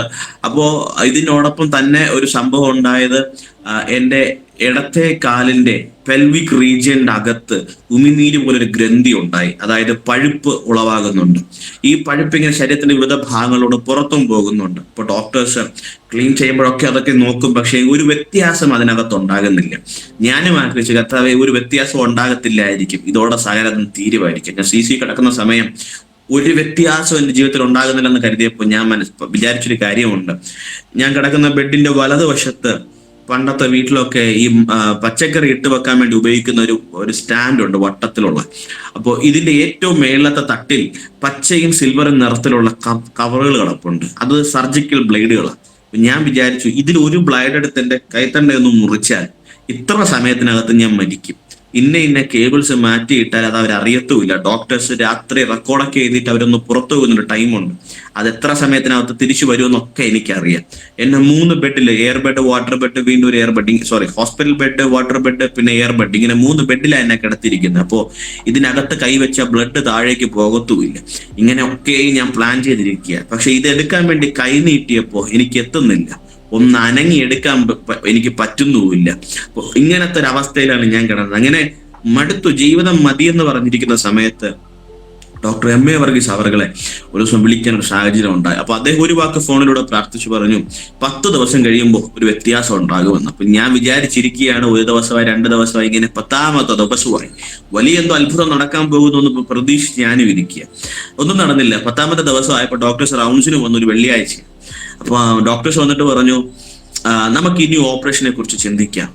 കാരണം ഇത്രയും നാൾ ഒരു വ്യത്യാസമില്ല. ഞാൻ കരുതി വലിയ എന്തോ സംഭവം സംഭവിക്കാൻ പോവാം. പക്ഷെ ഒരു വാക്കാണെങ്കിലും ഒരുപാട് വലിയ കാര്യങ്ങളാണ് അതിനകത്ത് സംഭവിച്ചത്. ഡോക്ടേഴ്സ് പറഞ്ഞു, നമുക്കിനി ഓപ്പറേഷനെ കുറിച്ച് ചിന്തിക്കാം. നമ്മുടെ പ്രതീക്ഷയും ആഗ്രഹവും ഒക്കെ ചിലപ്പോൾ വലുതായിരിക്കും. ബട്ട് ദൈവം പ്രവർത്തിക്കുന്നത് മിസ്റ്റീരിയസ് ആയിട്ടുള്ള വേസിലൂടെയാണ്. ഞാൻ അത് മനസ്സിലാക്കിയൊരു വ്യക്തി. അങ്ങനെ അതുപോലെ തന്നെ ഞാൻ ഹോസ്പിറ്റലായിരിക്കുന്ന സമയം എഗെയിൻ പാസ്റ്റർ ധർമ്മകണ്ഠൻ അവர்களോട് ഈ വിഷയം പറഞ്ഞു. അദ്ദേഹം മരിക്കുന്നതിന്റെ തലേ ദിവസമാണ് ഞങ്ങൾ വിളിച്ചത്. അപ്പോൾ തലേ ആഴ്ചയിൽ. അപ്പൊ അദ്ദേഹത്തോട് കാര്യം പറഞ്ഞു. അദ്ദേഹത്തിന്റെ മകനാണ് ഫോൺ എടുത്തത്. കാര്യം പറഞ്ഞു, പ്രാർത്ഥിച്ചു. അദ്ദേഹം പറഞ്ഞ വിഷയം ഇങ്ങനെയാണ്: 3 മാസം ആകുമ്പോൾ അവൻ എഴുന്നേൽക്കുമെന്ന് പറഞ്ഞു. അപ്പോൾ എന്റെ വലത്തെ കാലിൽ 3 കിലോ ഉപ്പും ഇടത്തെ കാലില് 2 കിലോ ഉപ്പും ഇട്ട് ഇങ്ങനെ വെയിറ്റ് ഇട്ട് വച്ചേക്കുവാ എന്നെ. അപ്പോ ഞാൻ വിചാരിച്ചു 3 മാസം കഴിയുമ്പോൾ അന്ന് എനിക്ക് ശരിക്കും ഓർമ്മ വന്നിട്ടില്ല. അപ്പൊ ഞാൻ വിചാരിക്കുന്നത് എന്തോ ചെറിയ ആക്സിഡന്റ് ആണ്, കാലിൽ വിഷയമുള്ളതുകൊണ്ട് കാലിന്റെ എല്ലാം എന്തെങ്കിലും പൊട്ടിക്കാണ്, 3 മാസം ആകുമ്പോൾ വീട്ടിൽ പോകാം, ഇതാണ് എന്റെ നിഗമനം. അപ്പൊ ഇദ്ദേഹം പറഞ്ഞ ഈ വാക്കും കൂടെ കേട്ടപ്പോഴത്തേക്ക് ഞാൻ വിചാരിച്ചു ശരിയാ, എല്ലാ കാര്യം കഴിഞ്ഞ് നീ വീട്ടിലേക്ക് പോവാം 3 മാസം കഴിയുമ്പോൾ. പക്ഷെ കൃത്യം 3 മാസം പിന്നെയാണ് എന്റെ ഈ വിഷയത്തിന്റെ ആഴം ഞാൻ മനസ്സിലാക്കുന്നത്. അപ്പൊ പേവാടി വന്നു. 3 മാസം കഴിഞ്ഞപ്പോഴത്തേക്കും ഒരു ദിവസം രാവിലെ കൃത്യം 3 മാസം തികഞ്ഞ ദിവസം രാവിലെ അപ്പം വന്നിട്ട് എന്നോട് ചോദിച്ചു, എടാ നീ എഴുന്നേൽക്കുന്നു എന്ന് ചോദിച്ചു. അതെന്തുകൊണ്ടാണ് ചോദിച്ചതെന്ന് എനിക്ക് അറിയാൻ പാടില്ല. ഞാൻ പറഞ്ഞു, ഇത്ര ദിവസം കിടക്കുമല്ലേ, എനിക്കൊരു ആഗ്രഹം എഴുന്നേൽക്കണമെന്ന്. ശരി, എഴുന്നേൽക്കാമെന്ന് പറഞ്ഞു. അങ്ങനെ എഴുന്നേറ്റ് ഏകദേശം 5 മിനിറ്റ് ജനൽ കമ്പിയിലൊക്കെ പിടിച്ച് ഞാൻ അങ്ങനെ നിൽക്കുക. വീണ്ടും ഞാൻ കിടന്നു. അദ്ദേഹം പറഞ്ഞതുപോലെ എഴുന്നേറ്റു. ഓടിയുമില്ല, ചാടിയുമില്ല, വീട്ടിൽ പോയില്ല, എഴുന്നേൽക്കും എന്ന് പറഞ്ഞു. ഞാൻ എഴുന്നേറ്റു. ദൈവത്തിന്റെ വാക്കൊക്കെ വളരെ പ്രാധാന്യതയുള്ളതാണ്. ദൈവം പറയുന്നത് വലിയ പ്രാധാന്യതയാണ്. അങ്ങനെ ജീവിതം മുന്നോട്ട് പോയി. കൃത്യമായി ഏകദേശം 5 ആഴ്ചകൾക്ക് ശേഷം എന്റെ സർജറിയുടെ കാര്യം പ്ലാൻ ചെയ്തു. നവംബർ മാസം 30-ാം തീയതി എന്റെ വലത്തെ കാലിൽ നിന്ന് തൊലിയെടുത്ത് ഇടത്തെ കാലിൽ വെക്കുക. അപ്പോ ഡോക്ടേഴ്സ് കോംപ്ലിക്കേഷൻസ് ഒക്കെ പറയും. എല്ലാ സർജറിക്ക് അതിൻ്റെതായ കോംപ്ലിക്കേഷൻ ഉണ്ട്. അപ്പൊ അങ്ങനെ ഡോക്ടേഴ്സ് കോംപ്ലിക്കേഷൻ പറഞ്ഞ കൂട്ടത്തിൽ 2 കോംപ്ലിക്കേഷൻ പറഞ്ഞു. പിന്നെ എനിക്കൊരു 2 പേടിയുണ്ടായിരുന്നു. ഒന്ന്, ഡോക്ടർ പറഞ്ഞ വിഷയം എങ്ങനെയാണ്, ഈ മുറിവിന്റെ ഏരിയ വലുതായത് കൊണ്ടും ഇങ്ങനൊരു പസ് ഇപ്പോഴും വന്നുകൊണ്ടിരിക്കുന്നത് കൊണ്ടും തൊലി റിജക്ട് ചെയ്യാനുള്ള സാധ്യതയുണ്ട്. സ്വാഭാവികമായിട്ട് ഒരു മനുഷ്യന്റെ ശരീരത്തിൽ വേറൊരു സാധനം നമ്മൾ ആഡ് ചെയ്യുമ്പോൾ റിജക്ട് ചെയ്യാനുള്ള സാധ്യതയുണ്ട്. അത് സ്വന്തം ശരീരത്തിലായിരുന്നാലും ശരി, മറ്റൊരുവന്റെ ശരീരത്തിലായിരുന്നാലും ശരി. അങ്ങനെ റിജക്ട് ചെയ്യുവാണെങ്കിൽ നമുക്ക് കാലിന്റെ മസിൽ നിന്ന്, ബാക്ക് സൈഡിലെ കാലിന്റെ മുഴങ്കാലിന്റെ ബാക്കിലെ മസിൽ നിന്ന് തൊലി എടുക്കേണ്ടി വരും. ഈ ഏരിയ വലുതായത് കൊണ്ട് തികയത്തില്ല, മുതുകത്ത് നിന്ന് തൊലി എടുക്കേണ്ടി വരും. 2, ഈ പസ്സുള്ളത് കൊണ്ട് റിജക്ഷനും സാധ്യത. അപ്പൊ ഈ 2 കാര്യങ്ങൾ ഡോക്ടേഴ്സ് പറഞ്ഞു. അപ്പൊ എന്റെ മനസ്സിലകത്ത്, ദൈവമേ, അഥവാ തൊലി റിജക്റ്റ് ആയി കഴിഞ്ഞാൽ മുതുകത്തിൽ നിന്ന് എടുക്കും. എനിക്കൊന്ന് ചരിഞ്ഞു കിടക്കാൻ പോലും പറ്റുന്നില്ല. ഇടത്തോട്ട് ചരിയാൻ നോക്കിക്കഴിഞ്ഞാൽ കാലിലെ മുറിവ്, വലത്തോട്ട് നോക്കിക്കഴിഞ്ഞാൽ ഈ ഇൻഡസ്റ്റൈൻ പുറത്തു വെച്ചിരിക്കുന്നു. എനിക്ക് ചരിഞ്ഞു കിടക്കാൻ പോലും പറ്റുന്നില്ല. ചരിയണമെങ്കിൽ ആളുടെ സഹായവും വേണം. മുതുകത്തിന് തൊലി പോയാൽ ഞാൻ എങ്ങനെ കിടക്കുമെന്ന് ദൈവത്തോട് ഞാൻ ചോദിച്ചു. അടുത്തൊരു പേടി, ഈ പസ് ഇങ്ങനെ ഉള്ളത് കൊണ്ട് തന്നെ റിജക്ട് ചെയ്യുമെന്ന് ഞാൻ ഉറപ്പിച്ചു. കാരണം എന്റെ പേവാളിന്റെ ഓപ്പോസിറ്റ് ഒരു പേവാൾ ഒരു ചേട്ടൻ കിടപ്പുണ്ട്. അദ്ദേഹത്തിന്റെ കാലിൽ ഏകദേശം 6 സർജറി ചെയ്തു. പ്ലാസ്റ്റിക് സർജറി, സ്കിൻ ഗ്രാഫ്റ്റിംഗ്, പിന്നെ ബോൺ മാരോ എടുത്തിട്ട് ഗ്രോത്ത് ചെയ്ത് നോക്കി. അവസാനം അദ്ദേഹത്തിന് എല്ലുകൾ തമ്മിൽ കൂട്ടി യോജിക്കേണ്ടതാ വിഷയം. അപ്പോൾ ക്ലാമ്പിട്ട് ഇങ്ങനെ മുടുക്കുന്ന ഒരു സംഭവം ഉണ്ടായിരുന്നു. അപ്പൊ ഞാനും വിചാരിച്ചു ഇത് സക്സസ് ആകാൻ പോകുന്നില്ല. എന്തായാലും ഓപ്പറേഷൻ തിയേറ്ററിലേക്ക് പോയി. ഓപ്പറേഷൻ സക്സസ് ആയി എന്നെ വെളിയിൽ കൊണ്ടുവന്നു. ഡിസംബർ മാസം 15-ാം തീയതി എന്റെ 2 കാലിലെ പാഡ് ഓപ്പൺ ചെയ്തു. അപ്പോ ഞാൻ CC കിടക്കുന്ന സമയം ഞാൻ ഇങ്ങനെ പ്രാർത്ഥിക്കുമായിരുന്നു. എന്റെ ഇടത്തെ കാലിലെ മുറിവിൽ കൈവച്ച്, പാഡിന്റെ പുറത്ത് കൈവച്ച് ഞാൻ പ്രാർത്ഥിക്കും, കർത്താവ്, ഇന്ന് ഏകദേശം 11 മണി മുതൽ 2 മണിക്കകത്ത് ഡോക്ടേഴ്സ് ക്ലീനിങ്ങിന് വരും. ഇന്ന് ഡോക്ടേഴ്സ് വന്ന് ഇത് ഓപ്പൺ ചെയ്യുമ്പോൾ തൊലി കൂടിയിരിക്കണം, വലിയ സൗഖ്യം നടക്കണം. പക്ഷെ എന്റെ പ്രാർത്ഥനയ്ക്ക് മറുപടി ഉണ്ടായില്ല. ഏകദേശം 3 മാസങ്ങൾക്ക് ശേഷം എന്റെ ഈ പാഡ് ഓപ്പൺ ചെയ്തപ്പോൾ ഞാൻ എന്റെ പ്രാർത്ഥനയുടെ മറുപടി കണ്ടു. ഉടനടി കിട്ടണമെന്ന് വാശി പിടിച്ചിട്ട് കാര്യമില്ല. ഉടനടി കിട്ടിയവർ ദൈവസന്നിധി നിന്നോ ഇല്ലയോ, അത് 2ാമത്തെ വിഷയം. എന്നെ സംബന്ധിച്ചിടത്തോളം എനിക്ക് ദൈവത്തെ അറിയാം.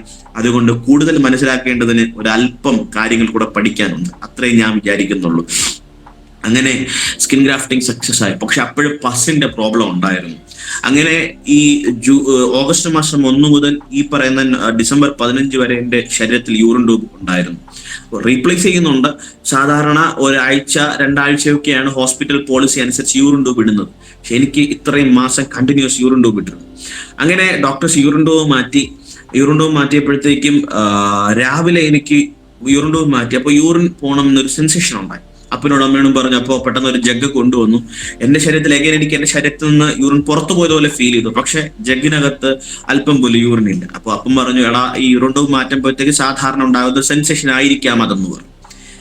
ഡോക്ടർ വിളിച്ചു പറഞ്ഞു. ഡോക്ടർ പറഞ്ഞു, ഇനി അവന് സെൻസേഷൻ ഉണ്ടാകുമ്പോൾ ഞങ്ങളെ വിളിച്ചു പറയണം എന്ന് പറഞ്ഞു. സന്ധ്യയായി, സെയിം സെൻസേഷൻ ഉണ്ടായി, ഡോക്ടേഴ്സും വന്നു. അപ്പോൾ എഗൈൻ ഞാൻ യൂറിൻ പാസിങ് ജഗ് എടുത്തു. പക്ഷെ വീണ്ടും എനിക്ക് ശരീരത്തിൽ നിന്ന് എന്തോ പുറത്തു പോയെന്ന് തോന്നി. പക്ഷേ ഈ യൂറിൻ ജഗിനകത്ത് ലേശം പോലും യൂറിൻ ഇല്ല. പെട്ടെന്ന് ഡോക്ടേഴ്സ് എന്റെ 2 കാലും ഒന്ന് അകത്തിയിട്ട് അവർ നോക്കി. എന്നെ കുറെ പഞ്ഞുകളിലും ഡൈനാപാഡിലും ഒക്കെ എന്നെ കിടത്തേക്ക് വന്നു. അവിടെ മുഴുവൻ യൂറിനായിരിക്കുക. നോക്കിയപ്പോൾ ശരീരത്തിന്റെ 4 ദ്വാരങ്ങളിലൂടെ യൂറിൻ പുറത്തുപോയി. പെട്ടെന്ന് അവർ യൂറിൻ കത്തർ വീണ്ടും ഇട്ടു. ആകപ്പാടെ എന്റെ അവസ്ഥ ഡള്ളായി. ഞാൻ വിചാരിച്ചു ഡിസംബർ 25 വീട്ടിൽ പോകാൻ, ചിക്കനൊക്കെ വെച്ച് ക്രിസ്മസിന് ഫുഡൊക്കെ കഴിക്കാം, ഡിസംബർ 31 ചർച്ചിലൊക്കെ പോവാന്നൊക്കെ ഞാൻ വിചാരിച്ചിരിക്കുവായിരുന്നു. എന്റെ ജീവിതത്തിൽ ആകപ്പാടെ പ്രതീക്ഷ പോയി. വീണ്ടും ഒരു യൂറിൻ ട്യൂബ് ഇട്ടു. സ്കാനിങ് ഒക്കെ തുടങ്ങി. സ്കാനിങ്ങിൽ ഏകദേശം ശരീരത്തിന്റെ 4 ദ്വാരങ്ങളുണ്ടായി. 4 ദ്വാരങ്ങളിലൂടെ യൂറിൻ പുറത്തു പോവുകയും. ഞാൻ ദൈവത്തോട് പറഞ്ഞു, കർത്താവ് ഇന്നിങ്ങനെ ജീവിച്ചിരുന്നിട്ട് കാര്യമില്ല, ഇത്രയൊക്കെ പ്രശ്നം ഉണ്ടെന്ന് ഞാൻ വിചാരിച്ചോളൂ. ഇതും കൂടെ ആയിട്ട് കിടപ്പായി പോയാലും കുഴപ്പമില്ല, എങ്ങനെയെങ്കിലും ഒക്കെ കാര്യങ്ങളൊക്കെ ചെയ്തു പോവാം, പതിയെ പതിയെ ഒരു വീൽ ചെയറിലൊക്കെ അങ്ങനെ ജീവിതം മുന്നോട്ട് പോകും. പക്ഷെ ഇങ്ങനത്തെ ഒരു അവസ്ഥയിൽ ഞാൻ ജീവിച്ചിരുന്നിട്ട് എന്ത് ചെയ്യാനാ? എന്നെ കൊണ്ടൊന്നും പറ്റില്ല, എനിക്ക് മരിച്ചാൽ മതി എന്ന് ഞാൻ ദൈവത്തോട് പറഞ്ഞു. പക്ഷെ വീണ്ടും ദിവസങ്ങൾ മുന്നിലേക്ക് പോയി. ആഹാരത്തിന് പോലും നിവർത്തിയില്ലാത്ത ദിവസങ്ങളുണ്ടായി. ഒരു ദിവസം എന്റെ ചേച്ചിയും അളിയനും അന്ന് ട്രിവാൻഡ്രത്ത് വർക്ക് ചെയ്യുന്നുണ്ട്. അവർ ആലുവയിലായിരുന്നു, തിരിച്ച് നാട്ടിലേക്ക് വന്നു. ട്രിവാൻഡ്രത്ത് വർക്ക് ചെയ്യുന്ന സമയം അപ്പോൾ അവര് ഫുഡ് കൊണ്ടുവരും. അപ്പോൾ 2 ദിവസം അവർക്കും, എനിക്ക് ചിക്കൻ ബോക്സ് ഫസ്റ്റ് വന്നു, പിന്നെ അവർക്കും വന്നു. അതുകൊണ്ട് ഫുഡ് കൊണ്ടുവരാനും കഴിഞ്ഞില്ല. അങ്ങനെ ഒരു ദിവസം ഇരിക്കുന്ന സമയത്ത് അമ്മ, ഞാൻ നേരത്തെ പറഞ്ഞ ഞങ്ങളുടെ വാർഡിന്റെ ഓപ്പോസിറ്റ് വാർഡിലുള്ള അദ്ദേഹത്തോട് പറഞ്ഞു, മോനെ നീ ഫുഡ് വാങ്ങാൻ പോകുമ്പോ ഞങ്ങൾ കൂടെ ഒരു പൊതി ചോറ് കൊണ്ടുവരണം, പൈസ വൈകിട്ട് പപ്പ വന്നിട്ട് തരാമെന്ന് പറഞ്ഞു. അദ്ദേഹം ഓക്കെ എന്ന് പറഞ്ഞു. ഒരു പൊതി ചോറ് വാങ്ങി അമ്മയുടെ കയ്യിൽ കൊടുത്തു. അപ്പോൾ ഇത് ഞാനും അറിയുന്നില്ല, കാരണം അമ്മയ്ക്ക് ഫുഡില്ല, എനിക്ക് വേണ്ടി മാത്രം വാങ്ങിയതാണ്. അപ്പോൾ ഞാൻ ലേശവേ കഴിക്കത്തുള്ളൂ, ബാക്കി ഫുഡ് രാത്രിയത്തേക്ക് അമ്മ മാറ്റി വെച്ചു. അമ്മ കഴിച്ചില്ല. ഏകദേശം 3 മണിയായ സമയത്ത് ഡോറിൽ ഒരു ശബ്ദം കേട്ടു. ഡോർ തുറന്നു. അപ്പൊ ഇതേ ചേട്ടൻ ഒരു പൊതി ചോറോട് വച്ചിങ്ങനെ അമ്മയുടെ മുന്നിലേക്ക് നീട്ടിട്ട് പറഞ്ഞു, എന്റെ അച്ഛനും അമ്മയും വീട്ടിൽ നിന്ന് വന്നു, ഫുഡൊക്കെ കൊണ്ടുവന്നു, ഈ ഫുഡ് വേസ്റ്റ് ആവും, അതുകൊണ്ട് അവന് കൊടുത്തേക്കാൻ പറഞ്ഞ് അമ്മയുടെ കൊടുത്തു. അങ്ങനെ അമ്മയ്ക്കന്ന് ഫുഡ് ഉണ്ടായി. മറ്റൊരു ദിവസം ഇതുപോലെ ഫുഡില്ലാത്ത അവസ്ഥ. അന്ന് ആരോടും പറയാനുമില്ല. പക്ഷെ തലേ ദിവസം രാത്രി ഞാൻ കിടക്കുന്ന വാർഡിന്റെ തൊട്ടടുത്ത വാർഡിൽ ഒരു ആന്റി വന്നു. അപ്പോൾ അവർക്ക് തൈറോയിഡിന്റെ ചെക്കപ്പിന് വേണ്ടി വന്നതാ. അപ്പൊ അവരുടെ മകള് പുറത്തിറങ്ങിയപ്പോൾ അമ്മ ഈ ചായ ഇടാൻ വേണ്ടി പുറത്തുണ്ട്. അപ്പോൾ സ്ത്രീകളെ സംബന്ധിച്ചിടത്തോളം മനസ്സിന്റെ പ്രയാസം ആരോടെങ്കിലും പറയണം എന്ന് നിർബന്ധമാണ്. അപ്പൊ അമ്മയ്ക്ക് പറയാൻ ആരുമില്ല. ബന്ധുക്കാരൊക്കെ ഉണ്ടെങ്കിലും ആരും സഹായിക്കാനോ സഹകരിക്കാനോ ഇല്ല. അവരുടെ അവസ്ഥകളൊക്കെ അങ്ങനെയാണ്. മാത്രമല്ല ഇൻഫെക്ഷൻ പേഷ്യന്റാണ്, എന്നെ കയറി കാണാൻ ആർക്കും അനുവാദവും ഇല്ല. സാനിറ്റൈസ് ഒക്കെ ചെയ്തിട്ട് അവർക്ക് അകത്ത് വരാവൂ, ഡിസ്റ്റൻസ് കീപ്പ് ചെയ്യണം, ഇങ്ങനെയുണ്ട്. അപ്പം അങ്ങനെ വന്നപ്പോൾ പലർക്കും സങ്കടമായി, അവനെ കാണിക്കുന്നില്ലല്ലോ എന്ന്. പക്ഷെ അവസ്ഥ അങ്ങനെയായി. അപ്പൊ അങ്ങനെ ആരും ഇല്ലാത്തൊരു സാഹചര്യം. അപ്പൊ ഈ ഒരു ചേച്ചി വന്നപ്പോൾ ഇവര് സംസാരിച്ചു. അമ്മ ഇങ്ങനെ ആവലാതി പറയുക. പിറ്റേന്ന് രാവിലെ 11 മണിയായി. അന്ന് അമ്മയ്ക്കും ഫുഡില്ല, എനിക്കും ഫുഡില്ല, വാങ്ങാനൊട്ട് കാശുമില്ല. അപ്പോ അമ്മ ഇങ്ങനെ ഇരിക്കുവോ, എന്ത് ചെയ്യണമെന്ന് അറിയാൻ പാടില്ല. അപ്പോൾ രാവിലെ 11 മണിയായപ്പോൾ ഡോറിലൊരു ശബ്ദം കേട്ടു. ഡോറ് തുറന്നു. അപ്പൊ ഞങ്ങൾ കരുതി ഡോക്ടേഴ്സ് ആയിരിക്കും. അല്ല, അപ്പൊ ഒരു ഐസ്ക്രീം ഡപ്പയ്ക്കകത്ത് ലേശം ചോറും ഒരു മത്തി വറുത്തതും കറിയും തോരനും ഒക്കെ വെച്ചിട്ട് ഒരു ചേട്ടൻ ഇങ്ങനെ ഫുഡ് നീട്ടിട്ട് പറഞ്ഞു അത് ഫ്ലാഗോട് കൊടുക്കാൻ പറഞ്ഞു. അത് ഈ ആന്റിയുടെ മകനായിരുന്നു. ഞാൻ അതിനു മുമ്പും അദ്ദേഹത്തെ കണ്ടിട്ടില്ല, അതിന് ശേഷവും കണ്ടിട്ടില്ല. അപ്പോൾ പണ്ടത്തെ ആൾക്കാരൊക്കെ ഇങ്ങനെ ചോദിക്കാറുണ്ട്, ദൈവത്തെ ആരാധിക്കാൻ പോകുമ്പോൾ ഈ ദൈവം എന്താ സ്വർഗത്തിൽ നിന്ന് കെട്ടിയിറക്കി തരുമോ? മേ ബി ഈ കാലത്തും ചോദിക്കുന്നവരുണ്ടാവും, എനിക്കറിയാൻ പാടില്ല. എന്റെ 20-ാം വയസ്സ് തികഞ്ഞ് ഏകദേശം 6-7 മാസമായപ്പോ ഞാൻ അറിഞ്ഞൊരു മറുപടിയുണ്ട്, സ്വർഗത്തിൽ നിന്ന് കെട്ടിയിറക്കി തരുന്ന ദൈവം തന്നെയാണ് എന്റെ ദൈവം. അത് ഉള്ളം കയ്യിൽ സ്വീകരിപ്പാൻ വരെ എനിക്ക് അവസരം ദൈവം ഒരുക്കി. അതുകൊണ്ട് ഞങ്ങളെ ദൈവം, ഞാൻ അനുസരിക്കുന്ന ഈ മാർഗം, ഞാൻ വിശ്വസിക്കുന്ന ഈ ദൈവം തള്ളിക്കളയാത്തൊരു ദൈവം തന്നെയാണ്. ജീവിതം അങ്ങനെ മുന്നോട്ട് പോയി. അവസ്ഥകൾ ആകപ്പാടെ വീണ്ടും പ്രശ്നമായി. ഏകദേശം ഫെബ്രുവരി 19-ാം തീയതി ആകുന്ന സമയം, 17-ാം തീയതി ആയപ്പോ അമ്മ ഒരു ഡോക്ടറോട് ഇങ്ങനെ പറഞ്ഞു, ഡോക്ടറെ, ഞങ്ങൾക്ക് ഇവിടെ കിടന്നിട്ട് ആഹാരത്തിന് പോലും നിവർത്തിയില്ല, വീട്ടിൽ പോയ റേഷൻ അരിയെങ്കിലും വെച്ച് കഞ്ഞൊടിയും, കാരണം അങ്ങനത്തെ അവസ്ഥയായി. അപ്പൊ കണ്ണൂരിലുള്ള നിരീഷ് എന്ന് പറഞ്ഞൊരു ഡോക്ടറായിരുന്നു അദ്ദേഹം. അപ്പൊ അദ്ദേഹത്തിന്റെ സങ്കടമായി മെയിൻ ഡോക്ടറോട് കാര്യം അവതരിപ്പിച്ചു. മെയിൻ ഡോക്ടർ പറഞ്ഞു ശരി, എന്നാ പിന്നെ ഡിസ്ചാർജ് വിട്ടോ എന്ന് പറഞ്ഞു. അങ്ങനെ ഡിസ്ചാർജ് ചെയ്തു. അപ്പോൾ ഞാൻ നേരത്തെ പറഞ്ഞ അമ്മ ഒരു പ്രവാചകിയൊന്നും അല്ലെങ്കിലും ദൈവാത്മാവ് പറഞ്ഞു അവനെ യൂറിൻ ട്യൂബ് ഇട്ടുകൊണ്ട് വീട്ടിലേക്ക് വരരുത്. അമ്മ ഡോക്ടേഴ്സിനോട് പറഞ്ഞു, ഡോക്ടേഴ്സ് യൂറിൻ ട്യൂബ് റിമൂവ് ചെയ്യണമെങ്കിൽ ഞങ്ങൾ കൊണ്ടുപോകും. അപ്പോൾ എന്റെ മനസ്സിനകത്ത് അമ്മ, എനിക്കാണ് പ്രശ്നം, യൂറിൻ ട്യൂബ് മാറ്റിയിട്ട് എന്തെങ്കിലും ഇൻഫെക്ഷൻ വന്നാൽ ഞാൻ അനുഭവിക്കണം, മനസ്സിനകത്ത് പുറത്ത് പറയാൻ പറ്റത്തില്ല, അമ്മയല്ലേ. അപ്പൊ എന്തായാലും യൂറിൻ ട്യൂബ് മാറ്റി എന്നെ വീട്ടിൽ കൊണ്ടുവന്നു. ഒരു ഉപവാസ പ്രാർത്ഥന വീട്ടിൽ വെച്ചു. 2-ാമത്തെ ദിവസം സന്ധ്യയായി. ആകപ്പാട് 2-ാമത്തെ പാട്ടിന്റെ അവസാനം ആകുന്ന സമയത്ത് ആകപ്പാട് അന്തരീക്ഷം അങ്ങ് മാറി.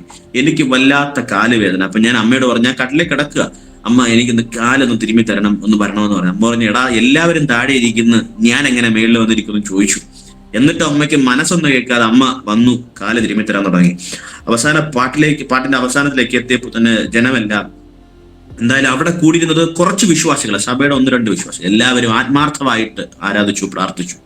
എല്ലാവരുടെ ആഗ്രഹം ഒന്ന് തന്നെയായിരുന്നു, എനിക്കൊരു സൗഖ്യം ഉണ്ടാകണം. അന്ന് ധനുവശപുരത്തുള്ള പാസ്റ്റർ ക്രിസ്തുദാസ് എന്ന് പറയുന്ന അവറുകളാണ് അദ്ദേഹം വന്നത്. അദ്ദേഹം ദൈവത്തോട് പ്രാർത്ഥിച്ചു. ഞങ്ങൾക്ക് നല്ല പരിചയമുള്ള ദേവദാസനാണ്. അപ്പം എന്റെ വിഷയത്തെക്കുറിച്ച് തലേദിവസം പ്രാർത്ഥിച്ചപ്പോൾ അദ്ദേഹത്തിന് കിട്ടിയ വാക്യം യെഹെസ്കേൽ പ്രവചനം 37-ാം അധ്യായം, മനുഷ്യപുത്ര ഈ അസ്ഥികൾ ജീവിക്കുമോ? ഈ ദേവദാസൻ മറുപടി പറഞ്ഞു, ഇല്ല, ജീവിക്കൂല, കാരണം എന്റെ അവസ്ഥ അങ്ങനെയാണ്. പക്ഷെ ഇദ്ദേഹം പറഞ്ഞു, അവൻ എഴുന്നേറ്റ് നടക്കും വരെ ഞാൻ പ്രാർത്ഥിക്കും എന്ന് പറഞ്ഞു. അങ്ങനെ അദ്ദേഹം പ്രാർത്ഥന ആരംഭിച്ചു.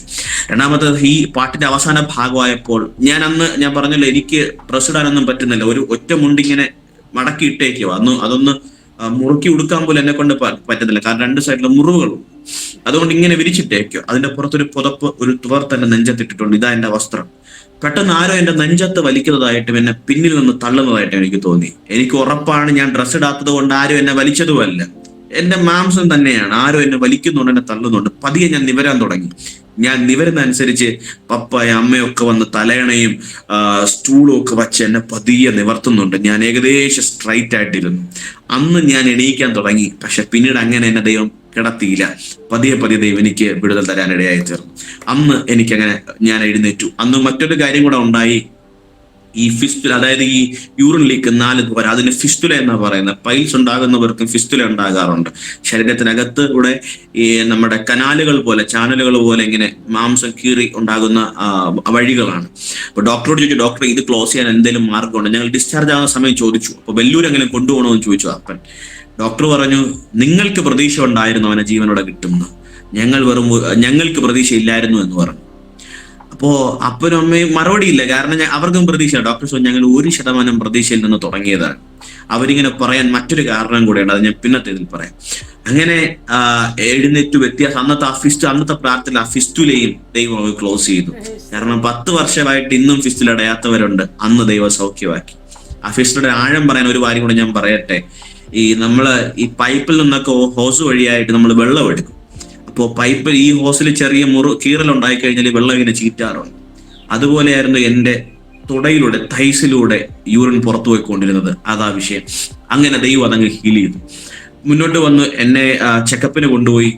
ഫസ്റ്റ് ചെക്കപ്പിന് കൊണ്ടുപോയപ്പോഴത്തേക്കും അപ്പം പറഞ്ഞു, ഡോക്ടറെ അടുത്തെത്താറായപ്പോൾ അപ്പം പറഞ്ഞു, എടാ നീ ഒന്ന് എഴുന്നേൽക്കുന്നു എന്ന് ചോദിച്ചു. ഞാൻ പറഞ്ഞു, നടന്നു നോക്കാം എന്ന് പറഞ്ഞു. ഞാൻ പതിയെ എഴുന്നേറ്റു. ഡോക്ടേഴ്സിനൊക്കെ ഭയങ്കര സന്തോഷം. പെട്ടെന്ന് ഡോക്ടേഴ്സ് കൂടി വന്നു. ഞങ്ങളുടെ മെയിൻ ഡോക്ടർ ഇരുന്ന ചെയറിൽ നിന്ന്, ട്രിവാൻഡ്രത്ത് സർജിക്കൽ യൂണിറ്റ് നമ്പർ 3 ആണ്, നിങ്ങൾക്ക് പോകുമ്പോൾ അറിയാം. ഡോക്ടർ വിശ്വനാഥ് സാറാണ് ലാസ്റ്റ് റൂമിൽ ഇരിക്കുന്നത്. അപ്പൊ അദ്ദേഹം ഒരു EC ചെയറിലൊക്കെ ഇരിക്കുക. അപ്പൊ അദ്ദേഹം ചാടി എഴുന്നേറ്റു. പെട്ടെന്ന് എല്ലാ ഡോക്ടേഴ്സിനെ വിളിച്ചു. ഫ്ലാഗ് കൊണ്ട് വന്നു. അവർക്കും ഭയങ്കര സന്തോഷമായി, എനിക്കും ഭയങ്കര സന്തോഷമായി. പതിയെ ജീവിതം മുന്നിലോട്ട് പോയി. അപ്പോഴും എന്റെ ഈ ബാഗ് ഇങ്ങനെ ഇൻഡസ്റ്റൈൻ പുറത്ത് വെച്ച് ബാഗ് വെച്ചിട്ടുണ്ട്. അപ്പൊ അതിന്റെ റിവേഴ്സലിന് വേണ്ടി പോയി. അപ്പോൾ ചെറിയൊരു കോംപ്ലിക്കേഷൻ ഉണ്ട്. അപ്പൊ ഏകദേശം 5 പ്രാവശ്യം എന്റെ ഇൻഡസ്റ്റൈൻ്റെ അകഭാഗം കാണുവാൻ ദൈവം എന്നെ ഇടയാക്കി. എൻഡോസ്കോപ്പിയും കോളനോസ്കോപ്പിയും എന്ന് പറഞ്ഞ ടെസ്റ്റുകളുണ്ട്. അപ്പോൾ എന്റെ ഈ കോംപ്ലിക്കേഷൻ കണ്ടുപിടിക്കേണ്ടി ഇത് ചെയ്യുമ്പോൾ സാധാരണ വായിലൂടെയോ അല്ലെങ്കിൽ ആനസിലൂടെയോ ഇത് ട്യൂബ് ടെസ്റ്റ് ചെയ്യുന്നത്. അപ്പൊ എനിക്ക് ഇൻഡസ്റ്റൈൻ പുറത്തുണ്ടായിരുന്നത് കൊണ്ട് എന്റെ ഇൻഡസ്റ്റൈൻ വഴിയാണ് ചെയ്തത്. അപ്പൊ എനിക്ക് സ്ക്രീനിൽ എന്റെ കുടലിന്റെ അകഭാഗം കാണാൻ കഴിയും. ദൈവത്തിന്റെ സൃഷ്ടിപ്പിന്റെ ഭയങ്കരത്തെ ഞാൻ കണ്ടു. ഏകദേശം 5 അധികം പ്രാവശ്യം ഇനിമാസ്, അതുപോലെ തന്നെ സലൈൻ വാഷ്, ഇതുപോലെ ഒരുപാട് കാര്യങ്ങൾ എന്റെ ശരീരത്തിൽ ചെയ്തു. ഡോക്ടേഴ്സിന് വിരലിടേണ്ടതിന് ദ്വാരങ്ങൾ എന്റെ ശരീരത്തിൽ ബാക്കിയില്ല. രക്തം വരെ പുറത്ത് ചാടി. അങ്ങനത്തെ അവസ്ഥകളുണ്ടായി. അസഹ്യമായ വേദനകളുണ്ടായി. ആകപ്പാടെ മനസ്സും എടുത്തു. അവസാനം നവംബർ മാസമായിട്ട് ഒന്നുകൂടെ പോകാമെന്ന ചിന്തയിൽ ഞങ്ങൾ ഹോസ്പിറ്റലിലേക്ക് പോയി. പ്രതീക്ഷ എല്ലാറ്റും വീട്ടിലേക്ക് വരാനുള്ള സാഹചര്യമായി. അവസാനത്തെ ദിവസം ഡോക്ടർ റൗണ്ട്സിന് രാവിലെ വന്നപ്പോൾ മെയിൻ ഡോക്ടറുണ്ട്. ഡോക്ടർ വന്ന് എന്നോട് കാര്യമായി പറഞ്ഞു, ഫ്ലാഗോണെ, നമുക്ക് ഇങ്ങനെ വെച്ച് ഇത് ക്ലോസ് ചെയ്താൽ നിനക്ക് ഡൈജഷൻ ക്ലിയർ ആയിട്ട് നടക്കത്തില്ല. അങ്ങനെ വന്നാൽ നിന്റെ ഇൻഡസ്റ്റൈൻ വലുതാകും, വയറ് പൊട്ടും, നീ ചാകും. ഇങ്ങനെ തന്നെയാണ് അദ്ദേഹം പറഞ്ഞത്. പെട്ടെന്ന് ഞാൻ പറഞ്ഞു, ഡോക്ടർ ഇതുവരെയൊക്കെ എത്തിയില്ലേ, നടക്കും എന്ന് പറഞ്ഞു. അമ്മയുടെ മുഖത്തേക്ക് അദ്ദേഹം നോക്കി. അമ്മ പറഞ്ഞു, ഡോക്ടറെ ഇതുവരെ ദൈവം കൊണ്ടുവന്ന് ഇനിയും നടക്കുമെന്ന് പറഞ്ഞു. ഇദ്ദേഹം മിണ്ടാതിരിച്ചു. അദ്ദേഹം വിശ്വാസിയല്ല, മറ്റൊരു മതവിശ്വാസിയാണ് അദ്ദേഹം. തിരിച്ചു പോയി. 4 മണിയായപ്പോൾ ഇച്ചിരി പൊക്കം കുറഞ്ഞ ഒരു പുള്ളിക്കാരി വന്ന് ഫ്ലാഗോൺ നിനക്ക് സർജറിക്കുള്ള കാര്യമെന്ന് പറഞ്ഞു. ഞാൻ കരുതിയില്ല ഇത് ഡോക്ടറാണെന്ന്, കാരണം പുള്ളിക്കാരി കണ്ടാ തോന്നത്തില്ല. അപ്പൊ ഞാൻ ചോദിച്ചു, ഫ്ലാഗോൺ തന്നെയാണോ, നീ കൊളോസ്റ്റമി റിവേഴ്സലാണ് പറഞ്ഞു. നിന്റെ പേരാണോ ഫ്ലാഗോൺ? അതെ, നിനക്ക് തന്നെയാന്ന് പറഞ്ഞു. ഞാൻ PG ഡോക്ടറാന്ന് പറഞ്ഞു. ഓക്കെ ഡോക്ടർ, ശരി, സമ്മതിച്ചു. പെട്ടെന്ന് പപ്പയെ വിളിച്ചു പറഞ്ഞു, പപ്പ സർജറി ഇല്ലെന്ന് പറഞ്ഞു, അതായത് ഈ റിവേഴ്സൽ നടക്കത്തില്ല എന്ന് പറഞ്ഞ് തിരിച്ച് വീട്ടിലേക്ക് പോയതായിരുന്നു. അപ്പൊ പപ്പ വീണ്ടും തിരിച്ചു വന്നു. പിറ്റേന്ന് രാവിലെ സർജറിക്ക് എന്നെ കയറ്റി. സർജറി ടേബിൾ അനസ്തേഷ്യ ഡോക്ടർ എൻ്റെ അടുക്കൽ വന്നു. അപ്പൊ ഡോക്ടർ ചോദിച്ചു, എന്താ സംഭവം? ഞാൻ പറഞ്ഞു, ആക്സിഡന്റ് ആണ്, സ്പീഡായിരുന്നു. ഞാൻ പറഞ്ഞില്ല സാർ, ഞാൻ പതുക്കെയായിരുന്നു വന്നത്. ഇങ്ങനെ പറഞ്ഞ് സംസാരിച്ചുകൊണ്ട് നിൽക്കുമ്പോൾ ഞങ്ങളുടെ മെയിൻ ഡോക്ടർ പെട്ടെന്ന് വന്നു. അദ്ദേഹം നല്ല സ്നേഹമുള്ള മനുഷ്യൻ. അദ്ദേഹം തോളത്തൊരു അടി തന്നു, എപ്പോഴും കണ്ടാലും ഒരു അടി തരും. അദ്ദേഹം തോളത്തൊരു അടി തന്നിട്ട് പറഞ്ഞു, ഇവന്റെയും ഇവന്റെ അമ്മയുടെ വാക്കിന്റെ പുറത്താണ് ഞങ്ങളിത് ചെയ്യുന്നതെന്ന് പറഞ്ഞു. ഞാൻ പറയട്ടെ, എൻ്റെ അമ്മയും വലിയ MBBS ഒന്നും പഠിച്ചിട്ടില്ല, സാധാരണ ഒരു സ്ത്രീയാണ്, വീട്ടിൽ തന്നെയാണ്, അമ്മയ്ക്ക് വേറെ ജോലി അങ്ങനെ കാര്യങ്ങളൊന്നുമില്ല. അപ്പൊ ആ ഡോക്ടർ ഇവന്റെ അമ്മയുടെയും വാക്കിന്റെ പുറത്താണ് ഞങ്ങൾ ഈ സർജറി ചെയ്യുന്നത്. ഞാൻ പറയാൻ കാരണം, ഡിസ്ചാർജ് ചെയ്തപ്പോഴത്തേക്ക് ഡോക്ടേഴ്സ് പറഞ്ഞു 1% പ്രതീക്ഷയല്ല ഞങ്ങൾ തുടങ്ങിയത്. എന്താ സംഭവം എന്നറിയാമോ? പല ദിവസങ്ങളിൽ ഈ ഡോക്ടേഴ്സ് വന്ന് എന്നെ ചെക്കപ്പ് ചെയ്യാൻ വേണ്ടി വരുമ്പോഴത്തേക്കും ബെഡിന്റെ സൈഡില് ചില ദിവസങ്ങളിൽ പായ കാണും, ചില ദിവസം പായല്ലാതെ തറയിൽ ഒരു സ്ത്രീ ഇരുന്നിട്ട് ഒരു വേദപുസ്തകം തുറന്നു വെച്ച് കരയുന്നത് ഇവര് കണ്ടിട്ടുണ്ട്. പല ദിവസവും ഞാൻ പറയും, അമ്മയെ വിളിക്കണമെന്ന് ചോദിക്കും, ഇല്ല. പതിയെ ഡോക്ടേഴ്സ് വന്നിട്ട് എന്റെ വൈറ്റൽ ചെക്ക് ചെയ്തിട്ട് അവർ മടങ്ങി പോകാറുണ്ട്. അവർക്ക് ഉറപ്പുണ്ടായിരുന്നു ഇത് മെഡിക്കൽ സയൻസിന്റെ പുറകിൽ നടന്നൊരു അത്ഭുതമായിരുന്നില്ല, വ്യത്യസ്തമായ ചിലത് ഇതിനകത്ത് സംഭവിച്ചിട്ടുണ്ട്. അന്ന് ഹോസ്പിറ്റൽ ഓപ്പറേഷൻ ടേബിളിൽ വെച്ച് അദ്ദേഹം അത് പറഞ്ഞപ്പോൾ എന്റെ മനസ്സിലാക്കി ഞാൻ ദൈവത്തെ സ്തുതിക്കുകയായിരുന്നു. അന്ന് കോംപ്ലിക്കേഷൻസ് വെച്ചാണ് ഈ എന്റെ കൊളോസ്റ്റമി ക്ലോസ് ചെയ്തത്. അപ്പോൾ എനിക്കും അറിയാൻ പാടില്ല എന്താ സംഭവിക്കാൻ പോകുന്നത്. ഇപ്പൊ വയറിനൊക്കെ സർജറി കഴിഞ്ഞു, ഇപ്പൊ ഹെർണിയോ അല്ലെങ്കിൽ സീസെക്ക് പോലുള്ള വിഷയങ്ങൾ കഴിഞ്ഞു കഴിഞ്ഞാൽ 7 ദിവസം കഴിഞ്ഞിട്ട് ഹോസ്പിറ്റലിൽ നിന്ന് പറഞ്ഞു വിടാറുള്ളൂ. അപ്പൊ എന്റെ ഒരു ധാരണയിൽ ഞാൻ അനലൈസ് ചെയ്തത് ഇങ്ങനെയാണ്, ഏകദേശം 3 ദിവസം കഴിയുമ്പോൾ വെള്ളം കൊടുക്കും, 4ാമത്തെ ദിവസം കഞ്ഞി, 5ാമത്തെ ദിവസം കട്ടിയുള്ള ആഹാരം, 6ാമത്തെ ദിവസം ബവൽ മൂവ്മെന്റ് ശരിയാകണം, 7ാമത്തെ ദിവസം ഡിസ്ചാർജ്. ഇങ്ങനെയാണ് കണക്ക്. അപ്പോൾ എനിക്ക് വെള്ളിയാഴ്ച സർജറി കഴിഞ്ഞു, ചൊവ്വാഴ്ച എന്നെ ശനിയാഴ്ചയാണ് 1ാം ദിവസം, ഞായറാഴ്ചയായി, ചൊവ്വാഴ്ച ആയപ്പോൾ ഡോക്ടേഴ്സ് വീണ്ടും റൗണ്ട്സിന് വന്നു 4ാമത്. അപ്പോൾ ഡോക്ടേഴ്സ് നല്ല തിരക്കായിരുന്നു ആ വാർഡിൽ. അപ്പോൾ ഡോക്ടർ എന്നെ ശ്രദ്ധിക്കാതെ പോകുന്നത് പോലെ പോയി. അപ്പൊ ഞാൻ പെട്ടെന്ന് ഡോക്ടറെ വിളിച്ചു. അപ്പൊ അദ്ദേഹം പറഞ്ഞു, നീ എന്തിനാ ഇവിടെ കിടക്കുന്നത്, നീ വീട്ടിൽ പോയില്ലേ എന്ന് ചോദിച്ചു. ഞാൻ പറഞ്ഞു, ഡോക്ടറെ ഡിസ്ചാർജ് ചെയ്തെന്നില്ല. അപ്പൊ പെട്ടെന്ന് അടുത്ത് നിന്ന് ഡോക്ടറോട് പറഞ്ഞു, ഡിസ്ചാർജ് ചെയ്തേക്കോളാൻ പറഞ്ഞു. എന്നോട് വെള്ളം മാത്രം കുടിക്കാൻ പറഞ്ഞതേ ഉള്ളൂ അന്ന്. അപ്പൊ അദ്ദേഹം ചോദിച്ചു, PG ഡോക്ടർ ചോദിച്ചു, ഡോക്ടറെ ഫുഡിന്റെ കാര്യങ്ങളൊന്നും വെള്ളമായതേ ഉള്ളൂ, അത് you don't worry about they will take care of it എന്ന് പറഞ്ഞു. ഞാൻ പറയട്ടെ, എൻ്റെ അപ്പൻ MBBS ഒന്നും പഠിച്ചിട്ടില്ല, അവർക്കൊന്നും അറിയാൻ പാടില്ല, പക്ഷെ ദൈവം കൊടുത്തൊരു ജ്ഞാനം ഉണ്ടായിരുന്നു. അത് അവര് നോക്കിക്കോളും, നീ അവരെ ഡിസ്ചാർജ് ചെയ്ത് വിട്ടേക്കാൻ പറഞ്ഞു. അങ്ങനെ വീട്ടിലേക്ക് വന്നു, കൃപയാൽ ആ കോംപ്ലിക്കേഷൻ ഒക്കെ മാറി ദൈവം എന്നെ സൗഖ്യമാക്കി. പിന്നെയും ജീവിതം മുന്നിലേക്ക് പോയി. 2019 ആരംഭത്തിൽ അപ്പൻ എന്നോടൊരു കാര്യം പറഞ്ഞു, നീ എന്ന് വേദപുസ്തകം വായിച്ചു തീർക്കും അന്ന് നിനക്ക്, നീ എന്ന് ഫുള്ളായിട്ട് വേദപുസ്തകം വായിച്ചു തീർക്കും അന്ന് നിനക്ക് ഫുള്ളായിട്ട് രോഗസൗഖ്യം ഉണ്ടാകും എന്ന് പറഞ്ഞു. ഓ ശരിയാണ്, പെന്തക്കോസ്ത് കുടുംബത്തിലാണ്, പാസ്റ്റർ മോനാണ്, അങ്ങനെ ബൈബിള് ഫുള്ളൊന്നും വായിച്ചിട്ടില്ല, പുതിയ നിയമം മാത്രമേ വായിച്ചിട്ടുള്ളൂ. അപ്പൊ ഞാൻ അപ്പം പറഞ്ഞത് ശരിയാണോ എന്ന് നോക്കാൻ വേണ്ടി ഞാൻ വായിച്ചു. ഒന്നുകൂടെ പറയട്ടെ, ഇതൊരു മതഗ്രന്ഥമല്ല, ഇന്ന മതക്കാരെ ഉപയോഗിക്കാവുള്ള ഒന്നും ഒരു ഗ്രന്ഥമല്ല കേട്ടോ. ഇതിനകത്ത് യാഥാർത്ഥ്യങ്ങളായി നടന്ന ചരിത്ര സംഭവങ്ങൾ, ചില രാജാക്കന്മാരുടെ ജീവിതങ്ങൾ, നമ്മൾ അറിയേണ്ട വിഷയങ്ങൾ, ഇതൊക്കെ തന്നെയാണ് ഇതിനകത്ത് പ്രതിപാദിക്കുന്നത്. നമ്മളോടുള്ള ചില കാര്യങ്ങൾ പ്രതിപാദിക്കുന്ന ഒരു പുസ്തകമാണ് ഈ വേദപുസ്തകം എന്ന് പറയുന്നത്. അല്ലാതെ ഇത് ഇന്നാരുടെ എന്നൊന്നുമില്ല, ആർക്കും വായിക്കാം, എവിടെ വെച്ചും വായിക്കാം, എപ്പോഴും വായിക്കാം. അപ്പോ അപ്പം പറഞ്ഞ വാക്ക് വല്ല സത്യം ഉണ്ടോ എന്ന് അറിയാൻ വേണ്ടി ഞാൻ വേദപുസ്തകം വായിക്കാൻ തുടങ്ങി. ഞാൻ വായിച്ചു. ഡിസംബർ മാസം 14-ാം തീയതി ആയപ്പോൾ ഞാൻ വേദപുസ്തകം വായിച്ചു തീർത്തു. ഇതിനു മുമ്പ് തീർക്കാൻ പറ്റും, പക്ഷേ ഈ സർജറികളും ചെക്കപ്പുമായിട്ട് കുറച്ചൊന്ന് ലാഗായി. എന്റെ മനസ്സിനകത്ത് ഒരു ചെറിയൊരു അഹംഭാവ ചിന്തയോടുകൂടെയാണെന്ന് ഞാൻ നിരൂപിക്കുന്നു. ഞാൻ വേദപുസ്തകം വായിച്ചു തീർത്തു, എനിക്ക് ഞാൻ സൗഖ്യമായതിനെ കുറിച്ചൊന്നും ഞാൻ ചിന്തിക്കുന്നില്ല. 2 വർഷങ്ങൾക്ക് ശേഷം ഞാൻ ബൈബിൾ കോളേജിലായിരിക്കുന്ന സമയമാണ് എൻ്റെ ഈ ലൈഫിനെ കുറിച്ച് ഞാൻ ഒന്നുകൂടെ ചിന്തിച്ചപ്പോൾ, 2019 ജനുവരി 1 മുതൽ ഞാൻ വേദപുസ്തകം വായിച്ചപ്പോൾ ഒറ്റ ദിവസം കൊണ്ടല്ല എനിക്ക് ദൈവം സൗഖ്യം തന്നത്. എന്ന് ഞാൻ തീരുമാനം എടുത്തു, അന്നു മുതലേ ദൈവം എനിക്ക് സൗഖ്യങ്ങൾ ഓരോ ദിവസവും തരാൻ തുടങ്ങി. ഡിസംബർ മാസം 14-ാം തീയതി ഞാൻ ബൈബിൾ വായിച്ചു തീർത്തു. അപ്പോ ചില ദിവസം നടക്കുമ്പോൾ എൻ്റെ അപ്പം പറയും, എടാ നീ ഒന്ന് ശരിക്കും നടക്ക്. എന്റെ മനസ്സിനകത്ത് എന്റെ ധാരണയിൽ ഞാൻ ശരിക്കും നടക്കുന്നത്. പക്ഷേ ഞാൻ ഒരു ചെറിയൊരു ഞൊണ്ടലുണ്ടായിരുന്നു, അതായത് എൻ്റെ ഇടത്തെ ഹിപ്പ് ഏകദേശം 1.5 ഇഞ്ച് അകത്തേക്ക് കയറിപ്പോയി. അപ്പോൾ ഒരു ചെറിയൊരു മാറ്റമുണ്ട് ബാലൻസിൽ. ഇത് ഞാൻ മനസ്സിലാക്കുന്നില്ല. അപ്പോ ഇനി പറഞ്ഞ പോലെ എമ്മി വർഗീസ് പാസ്റ്റർ അവർ തിരുവനന്തപുരത്തുനിന്ന് ധനുശ്വരത്തെ കൺവെൻഷന് വന്നു. അപ്പൊ അദ്ദേഹത്തോട് പ്രാർത്ഥിച്ചതിന് നന്ദി പറയണമെന്ന് ധാരണയിൽ ഞാൻ പോവുകയാണ്. അപ്പൊ പോയി അദ്ദേഹത്തെ കണ്ടു പ്രാർത്ഥിച്ചു. പെട്ടെന്ന് എനിക്ക് എന്നിൽ വഹിക്കാൻ കഴിയുന്ന ഒരു ശക്തി എന്നെ മേൽ വ്യാപരിച്ചു. അപ്പോൾ ഞാൻ പ്രാർത്ഥിച്ചപ്പോൾ മുട്ടുകുത്തി മുഖം പൊത്തി തറയിൽ വീണു. പെട്ടെന്ന് ആരോ എന്റെ തലയിലും എന്റെ കാലിലും പിടിക്കുന്നതായിട്ട് എനിക്ക് മനസ്സിലായി. അമ്പ് വളഞ്ഞിരിക്കുന്ന പോലെ ആരോ എന്നെ വളയ്ക്കുന്നുണ്ട്. പെട്ടെന്ന് പ്രാർത്ഥന കഴിഞ്ഞു. ഞാൻ വീണതുപോലെ മുട്ടുകുത്തി തന്നെയാണ് ഞാൻ എഴുന്നേറ്റത്. പെട്ടെന്ന് ഞാൻ പുറത്തുപോയി നോക്കിയപ്പോൾ എന്റെ ശരീരം, ഞാൻ സമനിലത്ത്, രണ്ടു കാലും ഒരേപോലെ ഞാൻ നിലത്ത് വെച്ച് നിൽക്കുന്നത് എനിക്ക് മനസ്സിലായി. 1.5 ഇഞ്ച് മേളിലോട്ട് കയറുന്ന എല്ല് ഒറ്റ സെക്കൻഡ് കൊണ്ട് താഴേക്ക് ഇറങ്ങി. അതിന്റെ തെളിവ് ഞാൻ എന്റെ ഫോട്ടോസ് ഇപ്പോൾ ഉണ്ട്. അത് പബ്ലിഷ് ചെയ്യാൻ പറ്റാത്ത ഗ്രാഫിക് കണ്ടന്റുള്ളത്, അതുകൊണ്ട് ഞാനത് ചെയ്യാത്തത്. അപ്പോ ഈ എന്റെ ഈ മുറിവിന്റെ സൈഡില് പട്ടക്ഷന്റെ മേളിലായിട്ട് പെൽവിക് റീജിയനിൽ ഏകദേശം ഒരു ബോളിന്റെ, ഒരു ക്രിക്കറ്റ് ബോളിനേക്കാൾ ഇച്ചിരിയുടെ വലിപ്പത്തില് മാംസം ഇങ്ങനെ കയറിയിരിക്കും, നല്ല സ്റ്റിഫായിട്ട് ഇരുന്നുണ്ടായിരുന്നു. ഞാനിത് ഇടയ്ക്കിടയ്ക്ക് നോക്കി ഇത് എന്താ സംഭവം, എനിക്കറിയാൻ പാടില്ല. പക്ഷെ വേദനയൊന്നുമില്ല. ഇത് ഞാൻ പ്രാർത്ഥന കഴിഞ്ഞ് പുറത്തേക്ക് ഇറങ്ങി. ഞാൻ പെട്ടെന്ന് എന്ത് കാരണത്തിനെന്ന് എനിക്കറിയാൻ പാടില്ല, ഞാൻ പെട്ടെന്ന് അവിടെ കൈവച്ചു. അവിടെ ഭയങ്കര സോഫ്റ്റായി. ഞാൻ നോക്കിയപ്പോൾ ആ ബോൾ പോലെ ഇരുന്ന ഭാഗം അവിടെ ഇല്ല, അത് താഴേക്ക് ഇറങ്ങി. ആ എല്ലിന്റെ ഹിപ്പ് ബോൺ വന്നിരുന്നതായിരുന്നു, അത് താഴേക്ക് ഇറങ്ങി, അത് ഫ്ലാറ്റ്. ഇപ്പോഴും ഞാൻ കൈവച്ച് നോക്കും ദൈവത്തിന്റെ അത്ഭുതം ഒന്നുകൂടെ ഓർക്കേണ്ടതിന്. അങ്ങനെ ദൈവം എനിക്ക് അത്ഭുതം നൽകി. ഞാൻ ബൈബിൾ വായിച്ച് തീർത്തു. 4 ദിവസം കഴിഞ്ഞപ്പോൾ പൂർണ്ണമായി ഞാൻ പറയട്ടെ, ദൈവം എന്നെ സൗഖ്യമാക്കി. വിഷയങ്ങൾ ബാക്കിയുണ്ടെങ്കിലും I don't care about that. അങ്ങനെ 1-2 കാര്യങ്ങൾ പറഞ്ഞ് എൻ്റെ അനുഭവത്തിൽ ഞാൻ വിരാമം കുറിക്കാം. വേദപുസ്തകത്തെ കുറിച്ച് 1-2 കാര്യങ്ങളൂടെ. ഞാൻ ഒരു ദിവസം പേവാടി കിടക്കുമ്പോൾ സഹിക്കാൻ കഴിയാത്ത വേദനയുണ്ടായി. അപ്പൊ എൻ്റെ അപ്പം പറഞ്ഞു, നീ ഇങ്ങനെ കിടന്ന് പെയിൻ കില്ലറിന് കരയാതെ നീ ദൈവത്തോട് പ്രാർത്ഥിക്കുന്നു പറഞ്ഞു. നീ ബൈബിൾ വായിക്കുന്നു പറഞ്ഞു. അപ്പോ ഞാൻ പെട്ടെന്ന് വേദപുസ്തകം എടുത്ത് എനിക്ക് കിട്ടിയത് സങ്കീർത്തനങ്ങളുടെ പുസ്തകം. സങ്കീർത്തനങ്ങൾ 1 മുതൽ വായിക്കാൻ തുടങ്ങി. സങ്കീർത്തനം 1 മുതൽ വായിച്ച് 4-ാം സങ്കീർത്തനം എത്തി. അതിന്റെ അവസാന വാക്യം ഇങ്ങനെ പറയുന്നുണ്ട്, ഞാൻ സമാധാനത്തോടെ കിടന്നുറങ്ങും, നീയല്ലോ യഹോവ എന്നെ നിർഭയം വസിക്കുമാറാക്കുന്നത്. അപ്പോൾ ആ വാക്യം ഞാൻ വായിച്ചിട്ട് ഞാൻ ദൈവത്തോട് പറഞ്ഞു, ദൈവമേ, 1 എനിക്ക് സമാധാനമില്ല, 2 എനിക്ക് ഉറക്കമില്ല, 3 എനിക്ക് ഭയം മാത്രമേ ഉള്ളൂ. അപ്പോ ഞാൻ ഇത് പറഞ്ഞിട്ട് ഈ വാക്യം ഞാൻ 3 പ്രാവശ്യം പറഞ്ഞു. 3 പ്രാവശ്യം ഉരുവിട്ടു. 3-ാമത്തെ പ്രാവശ്യം പൂർത്തീകരിച്ചത് എനിക്ക് ഓർമ്മയില്ല. ഞാൻ ഉറങ്ങി. വേദന അറ്റവനായി ഞാൻ കിടന്നുറങ്ങി. ഒട്ടും വേദനയില്ലാതെ ഉറങ്ങി. 2 ഇതുപോലെ ഒരു ദിവസം ആ പേവാടി കിടക്കുന്ന സമയം തന്നെ എനിക്ക് രാത്രി സഹിക്കാൻ കഴിയാത്ത വേദന ഉണ്ടായി. അന്ന് എനിക്ക് 3 നേരമാണ് പെയിൻ കില്ലർ തരുന്നത്. അന്ന് ഞാൻ ഓവർഡോസ് ആയിട്ട് 4-ാമത്തെ നേരവും വാങ്ങിച്ചു. അപ്പോ അപ്പനും അമ്മയും നേഴ്സും അടക്കം പറഞ്ഞു, ഇനി നീ കരഞ്ഞാൽ നീ ചോദിച്ചാൽ നിനക്ക് പെയിൻ കില്ലർ തരത്തില്ല, നീ ഓവർഡോസ് വാങ്ങിച്ചു കഴിഞ്ഞു എന്ന് പറഞ്ഞു. അപ്പോ ഞാന് രാത്രി ഏകദേശം 2 മണിയായപ്പോ എന്റെ ഉറക്കം മാറി. എനിക്ക് തീരെ സഹിക്കാൻ കഴിയാത്ത ഒരു വേദന ഉണ്ടായി. അപ്പൊ ഞാനിങ്ങനെ കരഞ്ഞു.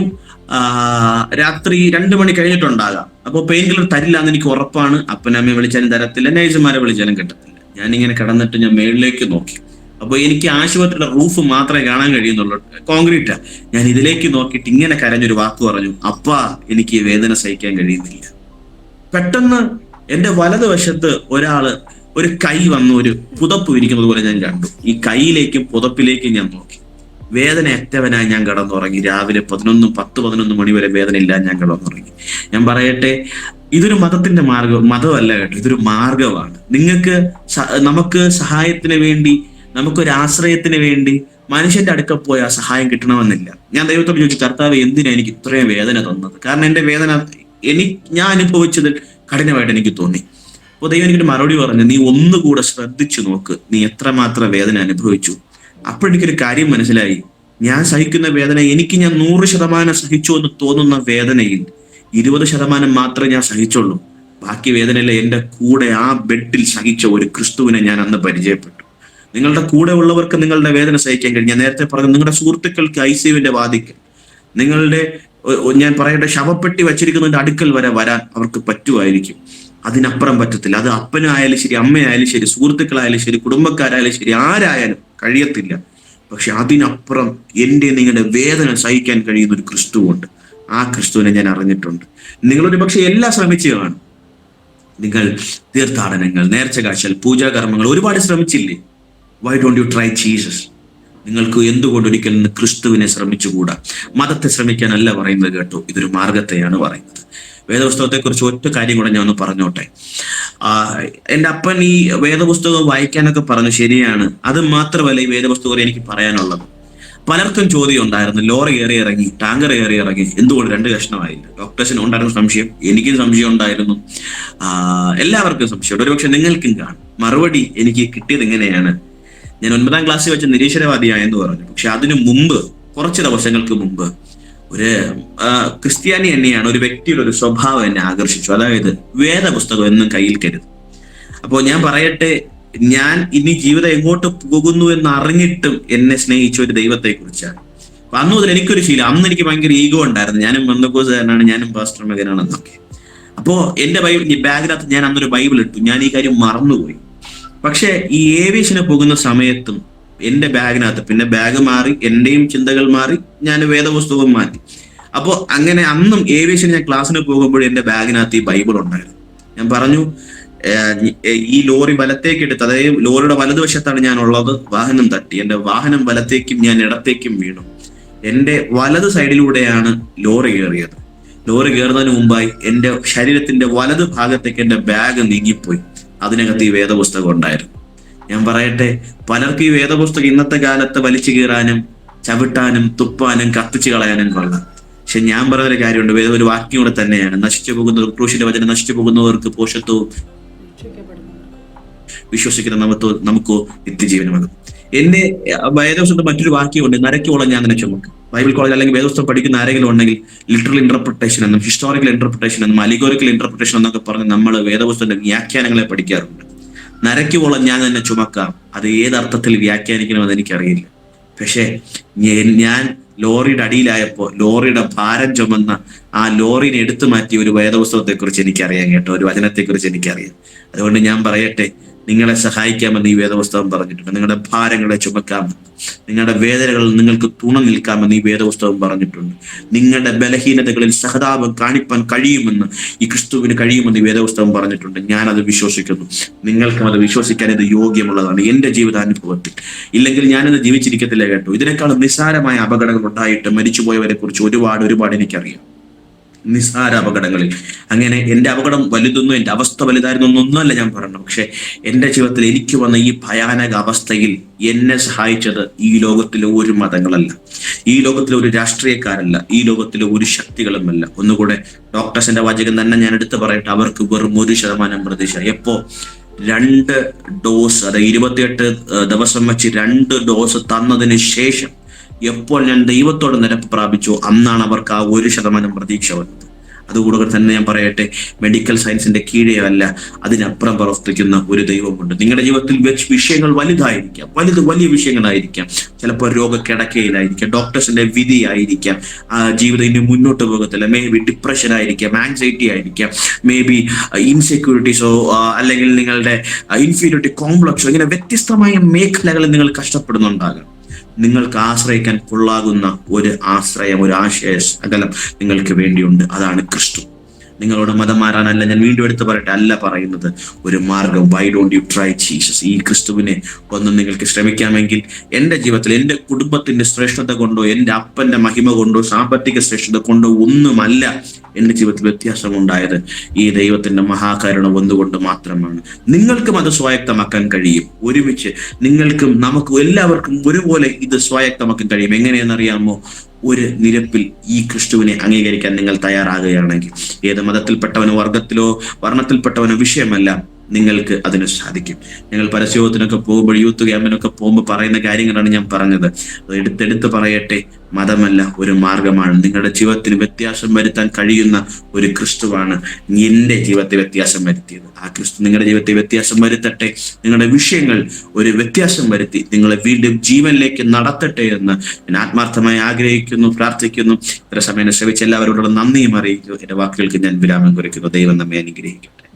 ആമേൻ. Praise the lord. ഫ്ലാഗോൺ വലിയൊരു അവസ്ഥയിലൂടെ കർത്താവ് കടന്നുപോയിട്ട്, നമ്മുടെ കർത്താവ് ജീവിക്കുന്ന ദൈവമാണ്. അവൻ അത്ഭുത മന്ത്രിയാണ്, വീരനാം ദൈവമാണ്, നിത്യപിതാവാണ്, സമാധാനത്തിൻ്റെ പ്രഭുവാണ്, അവൻ സൗഖ്യമാക്കുന്നവനാണ്, അവൻ വിടുവിക്കുന്നവനാണ്. ഹല്ലേലൂയ.